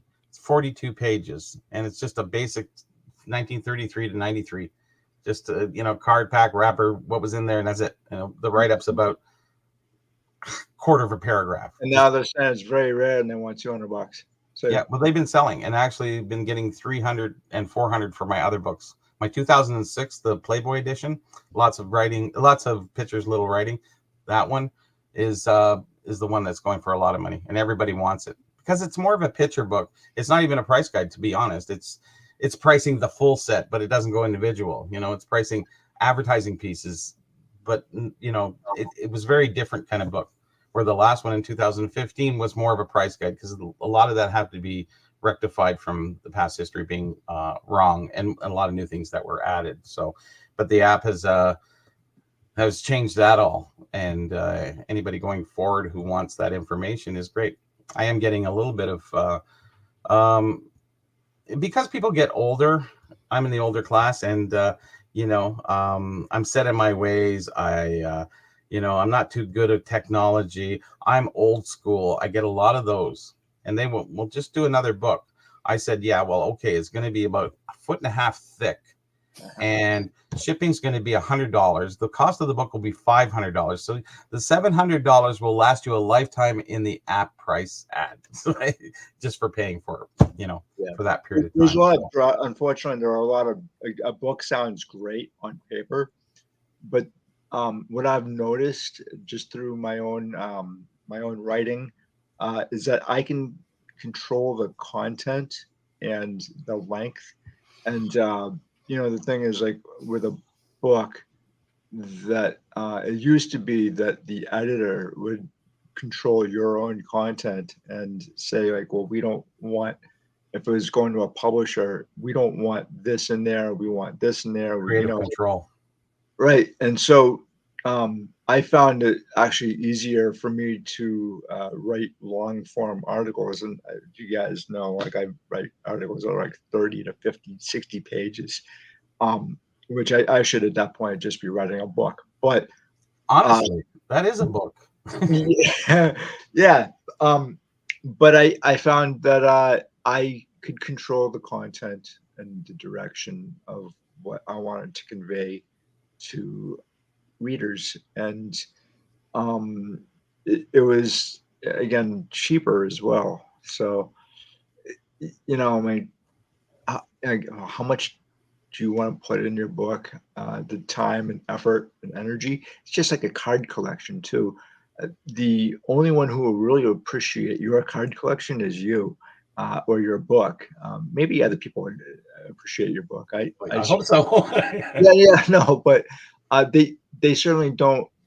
If you're looking at it from the point of view of you're just viewing us on YouTube or wherever else, you're not seeing what's going on behind the scenes, and that, I think that's always kind of been like a problem, a slight problem, if you will, because I know I get on my own channel a lot of people saying, well, hey, like you need to take speech therapy or something like that, and other stuff. And I'm like, well, first off, like, I don't like the medium here. It's not my thing. I you do it. Huh? Yeah, yet I do it. I'm not Writing doing a this. book's not easy, but you guys are doing it, and that shows the passion inside of you, and that you cannot buy. And Right. so I give kudos to both of you for that, because the driving force behind that to do what you do is not a big thank you pat on the back. It's very very personal, and it doesn't pay the bills, but it gives you satisfaction in life, so you get that out of it. And I think you can only say that after it's been done, and you look back on it and say, I'm glad that I did. But through those years, man, oh yeah, so many times you just want to give up. Yeah, said, and screw it, I'm going to do it. I almost want to say, screw it, I'm finished. I don't want to do it. But I had to have Bobby snap me out of a funk one time. I was just at my wit's end with this book. I gave up on it, and Bobby said, "No, get her done. Get her done." there was something I wanted to ask you, Victor, about talking to James Beckett. I can't call him doctor, because every time I think of Quantum Leap, right? So, Okay. but here's the thing: is so the Beckett Monthly. I've heard this. I don't know if Dr. Beckett Monthly, do you? Yeah. So you can use it in that context. How about that? Okay. So that particular magazine was first initiated, I think, or drawn up at the Aspen Hotel in Parsippany, New Jersey, at the 1984 National. Has he ever talked to you about that before, or is that anything you've heard about? What was the topic again? The first Beckett, 1984. So Okay. how did he come to the realization that we all needed a monthly price guide? Because I heard that it happened at the 1984 National. Yeah, I've never heard that. I think it started as books. He was doing yearly books. We've seen those, yeah. And the books were gaining a lot of momentum, and the market was really good, and he ended up transferring, instead of a yearly book, they opted to do a monthly magazine. Really? Yeah. Him and Denny. He was doing the books in, I think, 78 or 79. Yeah. Yeah. As late as yeah. So the one thing I really liked about Beckett, I mean, obviously I grew up with it. Victor, you grew up with it as well, and Bobby, I don't know, did they have Beckett up in Canada back in the 80s? Yes, we had them in North America. Yes. Okay, I wasn't sure. Well, not so much. I've shown you some Canadian publications. They're mostly stapled pieces of paper together, their first, second edition, whatever. But Beckett came up here in the first hockey, I would say it was probably here, 90, 91. Oh, really? Prior to that, I don't think there was much calling for it. Remember, baseball's not big, or basketball, so hockey was everything. So 1990 was the first Beckett. I think I had Wayne Gretzky on it. Yeah. Mm-hmm. Yeah. So prior to that, we had the Canadian Sports Magazine, but they didn't start till a couple of years after that. So there was like this line we crossed, and then everything just started to kind of unfold, sort of like it had through the pandemic without the money. Just everything's kind of coming out in the open, and we try to fix it along the way and do other things. But for the most part, I guess 1990 for hockey. We're behind a bit. One of the great things I liked about Beckett, and I think they need to institute it again, is the way they came up with their prices. So Beckett in like 1977, 76, 77 or so, he went around to different states to collect data on what these cards were going for, and then he devised a mathematical formula, and so I think that's a lot better than what they're doing now, which is comps. And for the longest time, I thought a comp was like a complimentary hotel room, because I still don't. In Vegas. Yeah. So I think the comp system that they have now is kind of flawed. And like I don't know, maybe I'm old school, so like I just don't understand how you can compare one sale to another sale, and then you know what I'm saying, like, especially when it comes to rarity. How do you do that? And and then somebody can manipulate that if there's only one or two past sales. If you know something that's coming up and you have two or three of them and you sell it.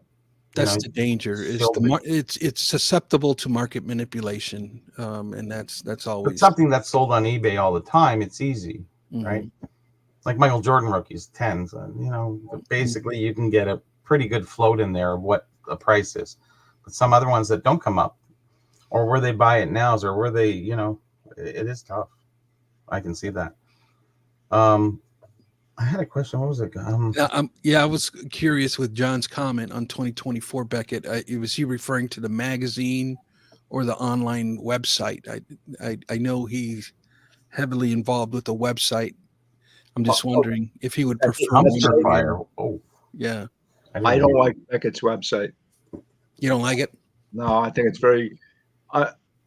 I'm very like there's too many buttons. Pretty much. So I'm very I don't know, black and white when it comes to this stuff, if that makes any sense. I'm just like, I just want one button to press, and then they need to buy a new app.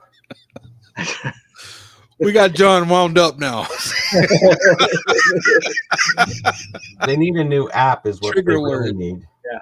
and if they can get a good app, then I think they can definitely, Yeah, they need a vintage on the vintage hockey side. It doesn't even have to be, because the format can be new.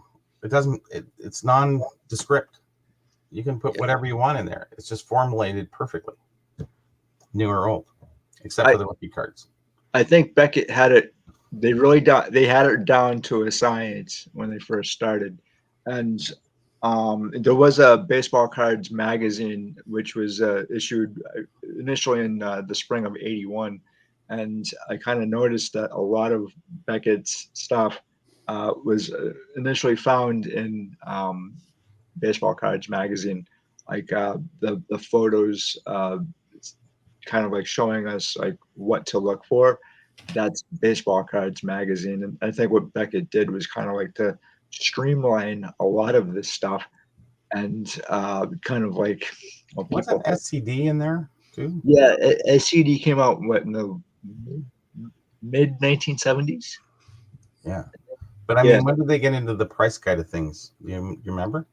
I don't. I want to say maybe Tough Stuff. There was them and Beckett. I think those were the three main ones at that time back in the. If Chris, Stories from Cardboard, if you know that, let us know, because I think he knows a lot about this stuff. But I think price guides are really interesting, because if we didn't have them, we wouldn't have a hobby. And then it was up to Jefferson Burdick, where he really didn't know where to go, and I guess he looked at the stamp hobby and their price guides to get a better sense of what he wanted to do. And he didn't like value. He really didn't, but he understood that value was a necessary component in order to grow the hobby. Because he just traded, or he sent in like his T206 Wagner through the mail for people to look at, and then he'd get it back, and he did that with other cards too. And I'm thinking, that would never top loader, no nothing, just and a lot of those guys back in the 30s and 40s, what they were talking about was how expensive it was to ship cards through the mail, and they were trying to figure out other ways to. 32 cents. Well, it's kind of because they were doing it in bulk. Oh, true enough. Yeah. They would send like hundreds at a time, pick out what you need and send the rest back. And that's one, for me personally, that's one of the funnest things about the hobby, is the actual research and trying to figure out how we got to where we are today. I don't know how you guys feel about that, but for me, it's better than collecting the actual card for the most part. Yeah. That's me, 100%. I'd rather find an ad than have a new card. Yeah, I mean, collectible. For me, like the cards up here that you see, these are all childhood memories. But for the most part, is really kind of like why I collect cards from like the 70s, 80s, because I remember the ball players. But for a lot of other guys, it's the money part. And I also wanted to ask you both, when do you think that the hobby started turning into Wall Street Journal? Was it because of Beckett? Wasn't there something that was in the New York Times that said Mickey Mantle was an investment? Wasn't that 1989, 90, 91? And that's what really stimulated people investing into the Mantle? I have to really look that up again. I used to remember that. Yeah, I think what's his name? With the investor. Yeah, he wrote a couple of books. He was at every card show with big wads of money. Come on, I forget his name now. What is it? Mr. Mint. Mr. Mint. Rosen? Yeah, I think he's the one that really amplified the Mickey Mantle market, especially. Well, yeah, that fine. And the investment side, right? He always said that he'd sue me if I ever wrote about him. Really? Yeah. Wow. But he's no longer here, so Mr. Mint, I'm going to be writing about you now. But he was an interesting character for sure, and I think you can have a lot of great things to say about him and other things too. Beckett, I think Beckett brand is really really a big advocate for, or a pillar in making things escalate. But I think, the biggest impact in the hobby has been the internet, man. It's really changed everything. It's changed the market. It's changed price guides. It's changed the way we, price things. It's just been everything is now fast information, fast transactions. And it's just, we're the guys slowing things down, because we're all here for different reasons, right? Yeah. We took that next step of information or clarification or whatever you want to say. Yeah. And not too many people take those steps. So we are the sort of the stewards of the hobby, and we have to keep that running strong, I never thought when I was 16 years old that I'd be here where I am today. And and it's I mean, it's not one of the things that I we really didn't plan it. No, I didn't plan it. Victor, did you plan it? No. I didn't even think of a channel until Dustin, the sports card dad, kind of like peer pressured me into it. Thanks, Dustin. I appreciate that, buddy. There you go. No, I could never in a million years imagine that it's not easy, but anybody can do this. Anybody can get a phone and just record and have their own channel, which you would never. Anybody could, yeah, that's for sure. But here's the question. But should they? Here's the question to both of you guys. So what Victor and Ryan, what would you guys do if you weren't doing this with your life? With the rookie, you might be collecting cards and stuff, but yeah, how would you fill this gap of, Victor, what you're doing with rookie cards, and Ryan, what you're doing with the writing about the history of everything? Like, really, where does that leave us? Where like, what would you be doing at this point? And I'm sitting here going, I don't know. Now, you got that in your head, guys? Yeah. Okay. So we know how busy we are, what we do, and what have you. Take that all away, you become the new guy in the hobby, or you become the old guy in the hobby. What are you doing with that time? We become the new guy or the old guy in the hobby? No. If you took everything that you do or everything that I've done away from you, what are you doing in the hobby? If you're not the rookie card specialist and you're just a collector, Victor. If you're not writing and doing videos, both of you, what are you doing in your hobby? Collecting? I'm out of it. You're out. I'm out. And Victor? What would I be doing? Creating a database. But that's for the hobby, right? Yeah. If you were just in the hobby and not of the hobby, like if you're not doing this and you're just a collector, are you still a collector? Do you come back, or did you get inspiration from looking into the rookie cards that re-stimulated you? Was it the cards, or was it the rookie card designation, or both? I would say both. Both. Yeah. And you're saying you're out. I'm out because back in 2020, I dipped out for a couple of months because one of my best friends had passed away, and we I remember, yes, together. And so I had a very hard time trying to get back in again, or wanting to get back in. Show John's comment at 2:11 p.m. I want him to know that I'm going to screenshot this and I'm going to post this on social media. At 2:11 p.m. Oh, 2:11. Is that the bananas one? No. Oh. Victor was sent from the future. Oh. Hold on. I got a screenshot. This is going on social media right here. But do you see? I just want this will be on Twitter, Instagram. I'm gonna like the heck out of it too. So it keeps getting in the algorithm and keeps going around.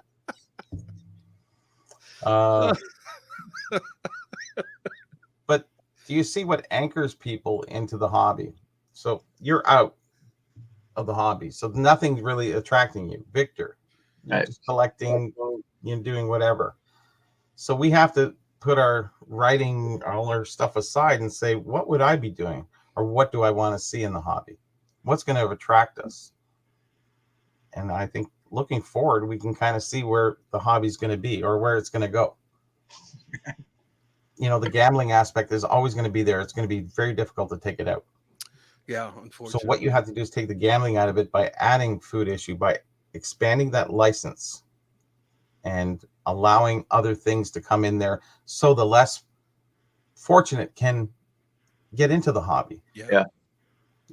Especially if a lot of people weren't born here, they don't have the culture that I grew up with. Everybody went to school, bought packs, collect cards, flipsy, noxies, dropsies, all the things we did. That was our life. Yeah. But you can instill that to somebody who came here, even if they came here 20 or 30 years ago and they're 40 or 50. They don't have it. It's not there. And in some cultures, it's not even there anyways. It's not a collecting. It's not there. I asked my father-in-law. I came from not father-in-law, another family separation on that one. I just came from South Africa. And I said, well, he says, well, why do people pay so much for this stuff? Well, isn't there anything from when you were a kid that you'd want to see again? Maybe an old chocolate wrapper or something? He goes, no. And I went, okay, there we go.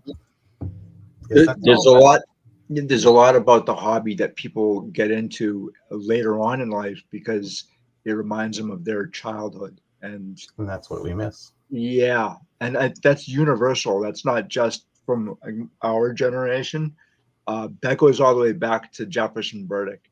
So he had collected cards in like 1909, 1910, T206, and he got out of it. And then when he actually went to the 1933 World's Fair, and he found a set of postcards of the World's Fair, and that's the catalyst for him to create a hobby.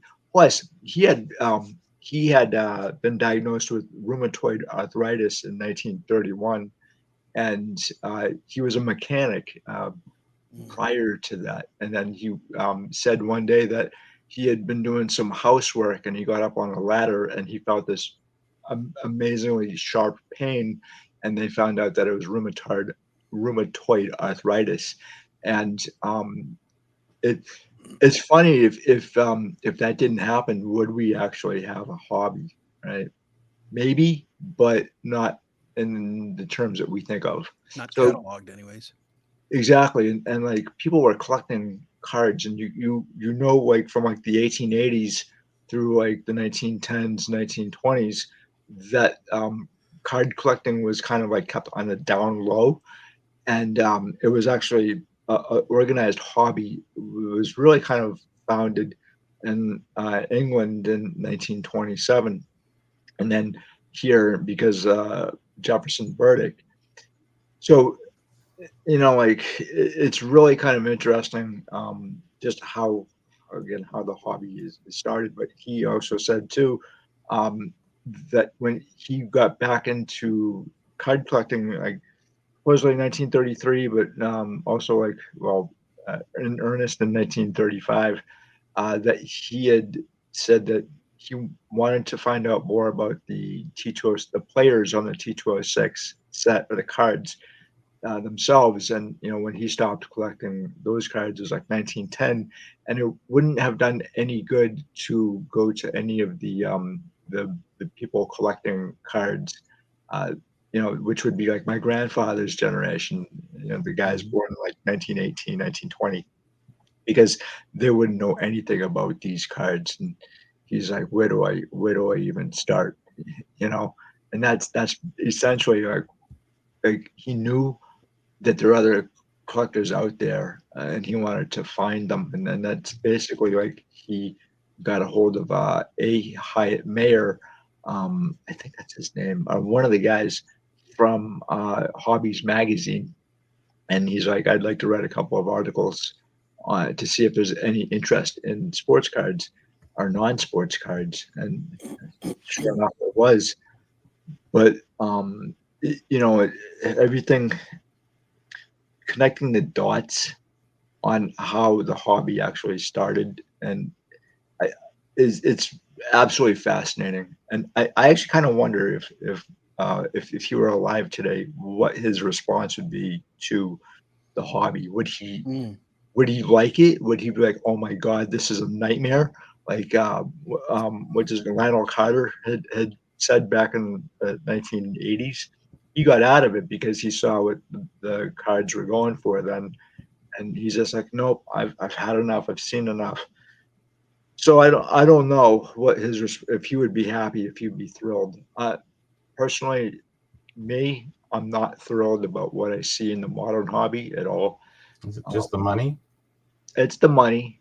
It's overproduction. Victor? The money mostly, Yeah. because that keeps people away from the hobby, I guess, or It, gets people into the hobby. Unfortunately, on the other part, right? So they want to gamble. That's fine. yeah, I mean, people have so many reasons to collect or get into the hobby. For me, if I had a list of 5 things as to why I collect, the money, the financial aspects are number 5 to the very bottom.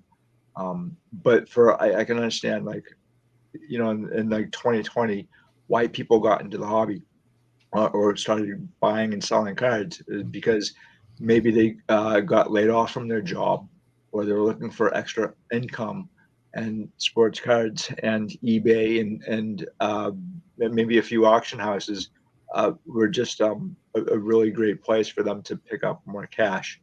And for some people, it's just about the cash.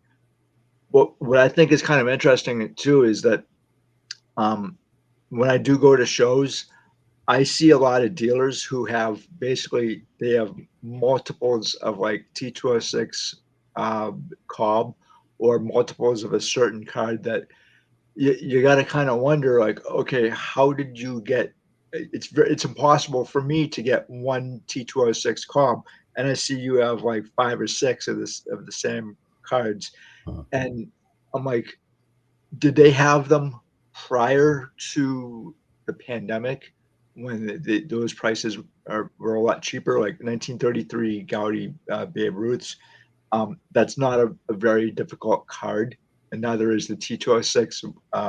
Most T206s are not difficult to Right. come across. They've made millions upon millions, but you add like 100 years to that, and they are going to be difficult. But not concern, but my thought is that, how did you acquire so many cards? And a lot of these cards, I see in year in, year out, by the same dealer. So are they actually just hoarding these cards? They don't really care if they sell. They just want to, kind of like the museum aspect of um, shows. I don't know. I'd love to get your guys' thought on this. Like, how are all these cards all of a sudden magically appearing? I think it's a sense of status. We have a lot of different things in the hobby going on, and some people think it's status. They want to hold on. They want multiples, Gretzky's, or it just gives you something. Everybody wants to be somebody. I get it. Everybody wants recognition. I get it. And some people do it in different ways. The one thing we haven't done this is we haven't done this for status, because the status really isn't there. It is, but I mean, never to that degree that you would think. We put the work in and the time selfishly, not for money. Whereas some people do that, and that's sort of the hobby. You do have people like that. Are they part of the hobby? Yes, they are. Are they allowed to do that? Yes, they are. So you can do anything in this hobby. There's so many different things, and that's what I was trying to get with when we were talking. When I was talking about, where would you be if you didn't do what you did? Would you still be in the hobby? We really can't answer that question, but I mean, for the most part, we can speculate on. I don't know what I would be doing. I'm kind of scared to think about if I didn't have the hobby. What else would I be doing? I don't really know. Maybe I'd be collecting something else. I don't know. Yeah. Comic books, maybe. Yeah. Would I be doing it in the same way? But doing it for 30 years, you'd almost think you'd have most everything at that point. Yeah, I mean, I think I'm I'm in it for the long term at this point, the long haul. We're all in too much. And like, because I never thought I would be here right now, and when I was like first collecting vintage, and it it was only really kind of because of the 1994 players strike. I don't know, like, Victor. When was the first time you started collecting vintage, and why? Do you know? Do you remember? Well, what's your definition of vintage? That's we got to I start think there. 1974 and prior. Really, you're 74 and prior, huh? No. I say anything under 1981 is vintage for me. But yeah, I mean, I started in 1976 is when I first started collecting as a 6-year old. It started with the cereal boxes, and it evolved into packs. Packs of the 1970s. That's kind of where I started. Yeah, everybody has a different thing, but I think it's different for every sport. And if you talk about hockey, it has to be when the first Beckett came in 1990 and 89 when they've got rid of the gum. Okay. So that's defining for hockey. It's easy. Baseball's different. Things were selling. And I think it is the only time when sales would have surpassed countertop sales opposed to vending sales or bulk sales. That's the only time that you can say that it became more, it stayed a hobby until that time, because one has to surpass the other to be the dominant factor. And if kids are still buying packs and gum innocently for 35 cents, then it's still a hobby. It's not a business at that degree. The hobby didn't go to that degree. So, and that's 89, 90 for us. It probably a couple of years earlier, but right in around that time it started to ramp up. But you're talking 74 and you're talking 8. It's baseball, right? Yeah. Basketball. So the only reason why I say 1974 is that's when there was new printing technology, and it was easier to print. A lot of tops, actually, they used to outsource their printing, and so the only card manufacturer that I know of that printed their cards was Leaf back in like 1948, 49. So that's what I'm saying. I do have a really interesting question for both you guys about the single license here. So Panini is still into a lawsuit with Fanatics over their license, and I'm wondering, first off, a 20-year license with a franchise or a league sounds absolutely crazy to me. I've never heard of a 20-year agreement like that because there's so many things that can happen during that 20 years. And so, what do you guys make of this? But the licensing with the leagues for such a long time, and why wouldn't a league want to just have one single license for one company, as opposed to having multiple companies share a license? Yeah, that's a great question. I've often asked myself that question, and I can only assume or speculate that it is just a hassle for them to deal with all the little nuances of card manufacturers. But I do not like this 20-year deal. That is an extremely long time. I personally believe that as a union organization, they sold out, and they are pimping their members to fill their pockets. And to me, when we're talking a true union organization and what they're supposed to be doing is looking after the best interest of their members. And it seems like they are looking after the best interest of the organization in and of itself. And to me, it stinks to high heaven. And these athletes are frustrated because of the amount of cards that they're having to sign, a number of events that they're forced to be at because the union organization says they got to be there. And it's a complete sellout of this organization. Yeah. That's my kind of thoughts. You said it so good there. I'll just leave it at that. There was a player that he had signed.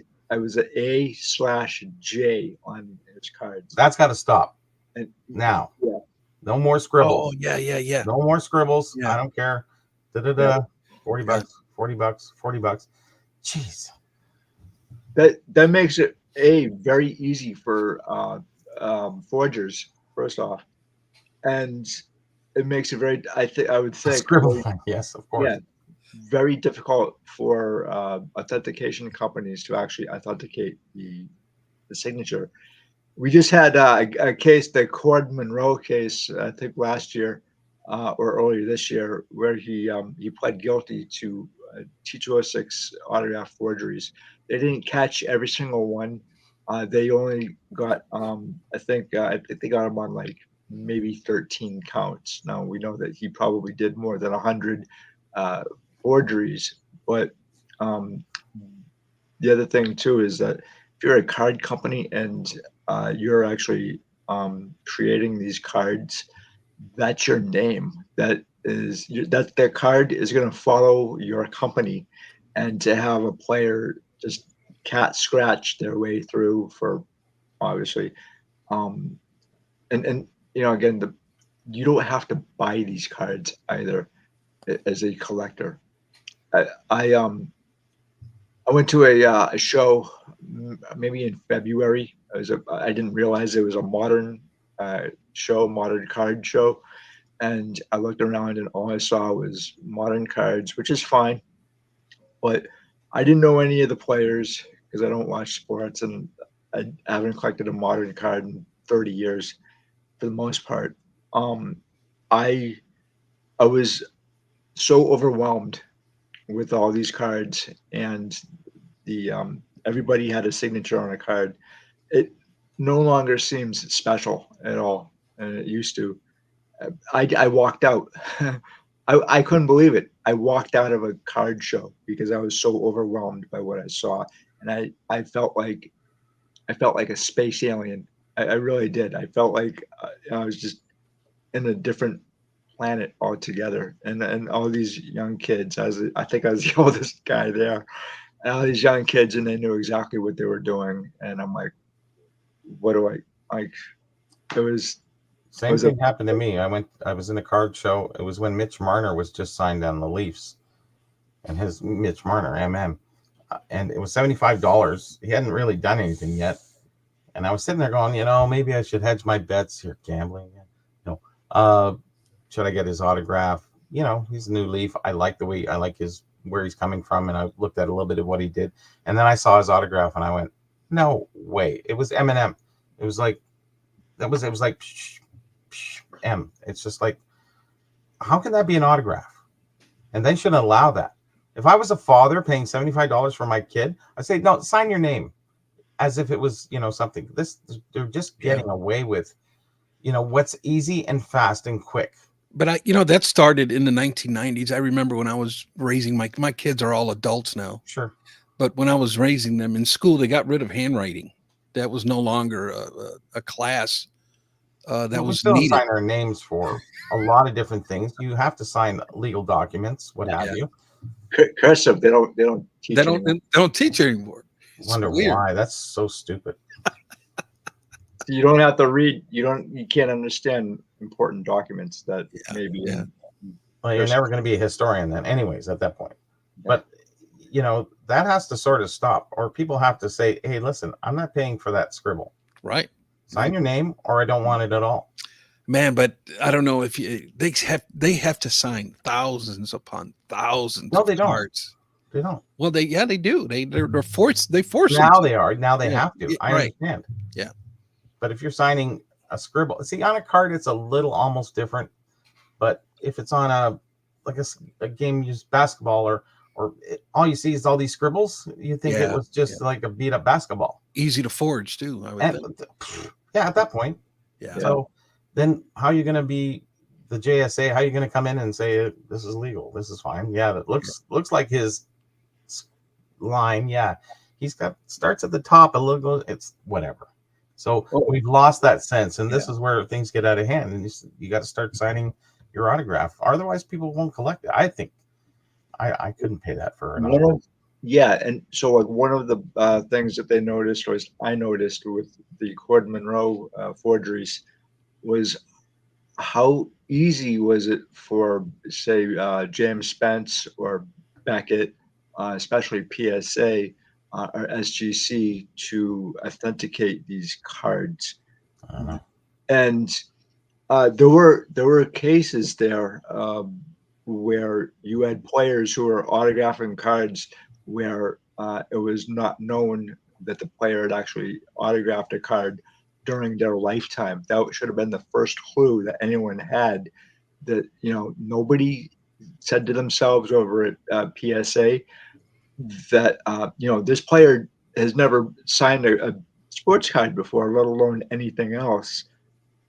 And how are you authenticating that? Like nobody said, "Oh, something that doesn't smell right here," Yeah. and nobody said anything. They Yeah. just let it through, and I and think, yeah, I think for a time they don't they do they send a representative of the company to certify the autographs, but a lot of times they've gotten away from that. They've gotten lax on that over the years, and now you're starting to see auto pens. You're starting to see like Yeah. mechanical things. You're starting to see, I think, Luka Doncic had his mom or something signing his cards for I don't know how long. That's been a long story for a lot of them, eh? Yeah, Because if yeah, it is a scribble, you and just I have to bet get used to a scribble. I bet it's happening more than we think. And Guaranteed. And those are on official signed cards. Yeah, yeah, yeah, Then that's scary. yeah. and So not only that too, but in fact, I just heard a story. I haven't actually I haven't uploaded the video yet, but it's about Yogi Berra and his rings, and what happened to those. The guy. So spoiler alert here, but those rings no longer exist. This guy, he ended up taking or stealing a Christy Mathewson jersey, and here's one thing that really bothers me is that these companies are taking these mostly one of a kind jerseys and cutting them up into cards. Now that's gone on for a long time now. Hmm. Um, I would I there's something that's deeply concerning about this because it's not just about sports cards.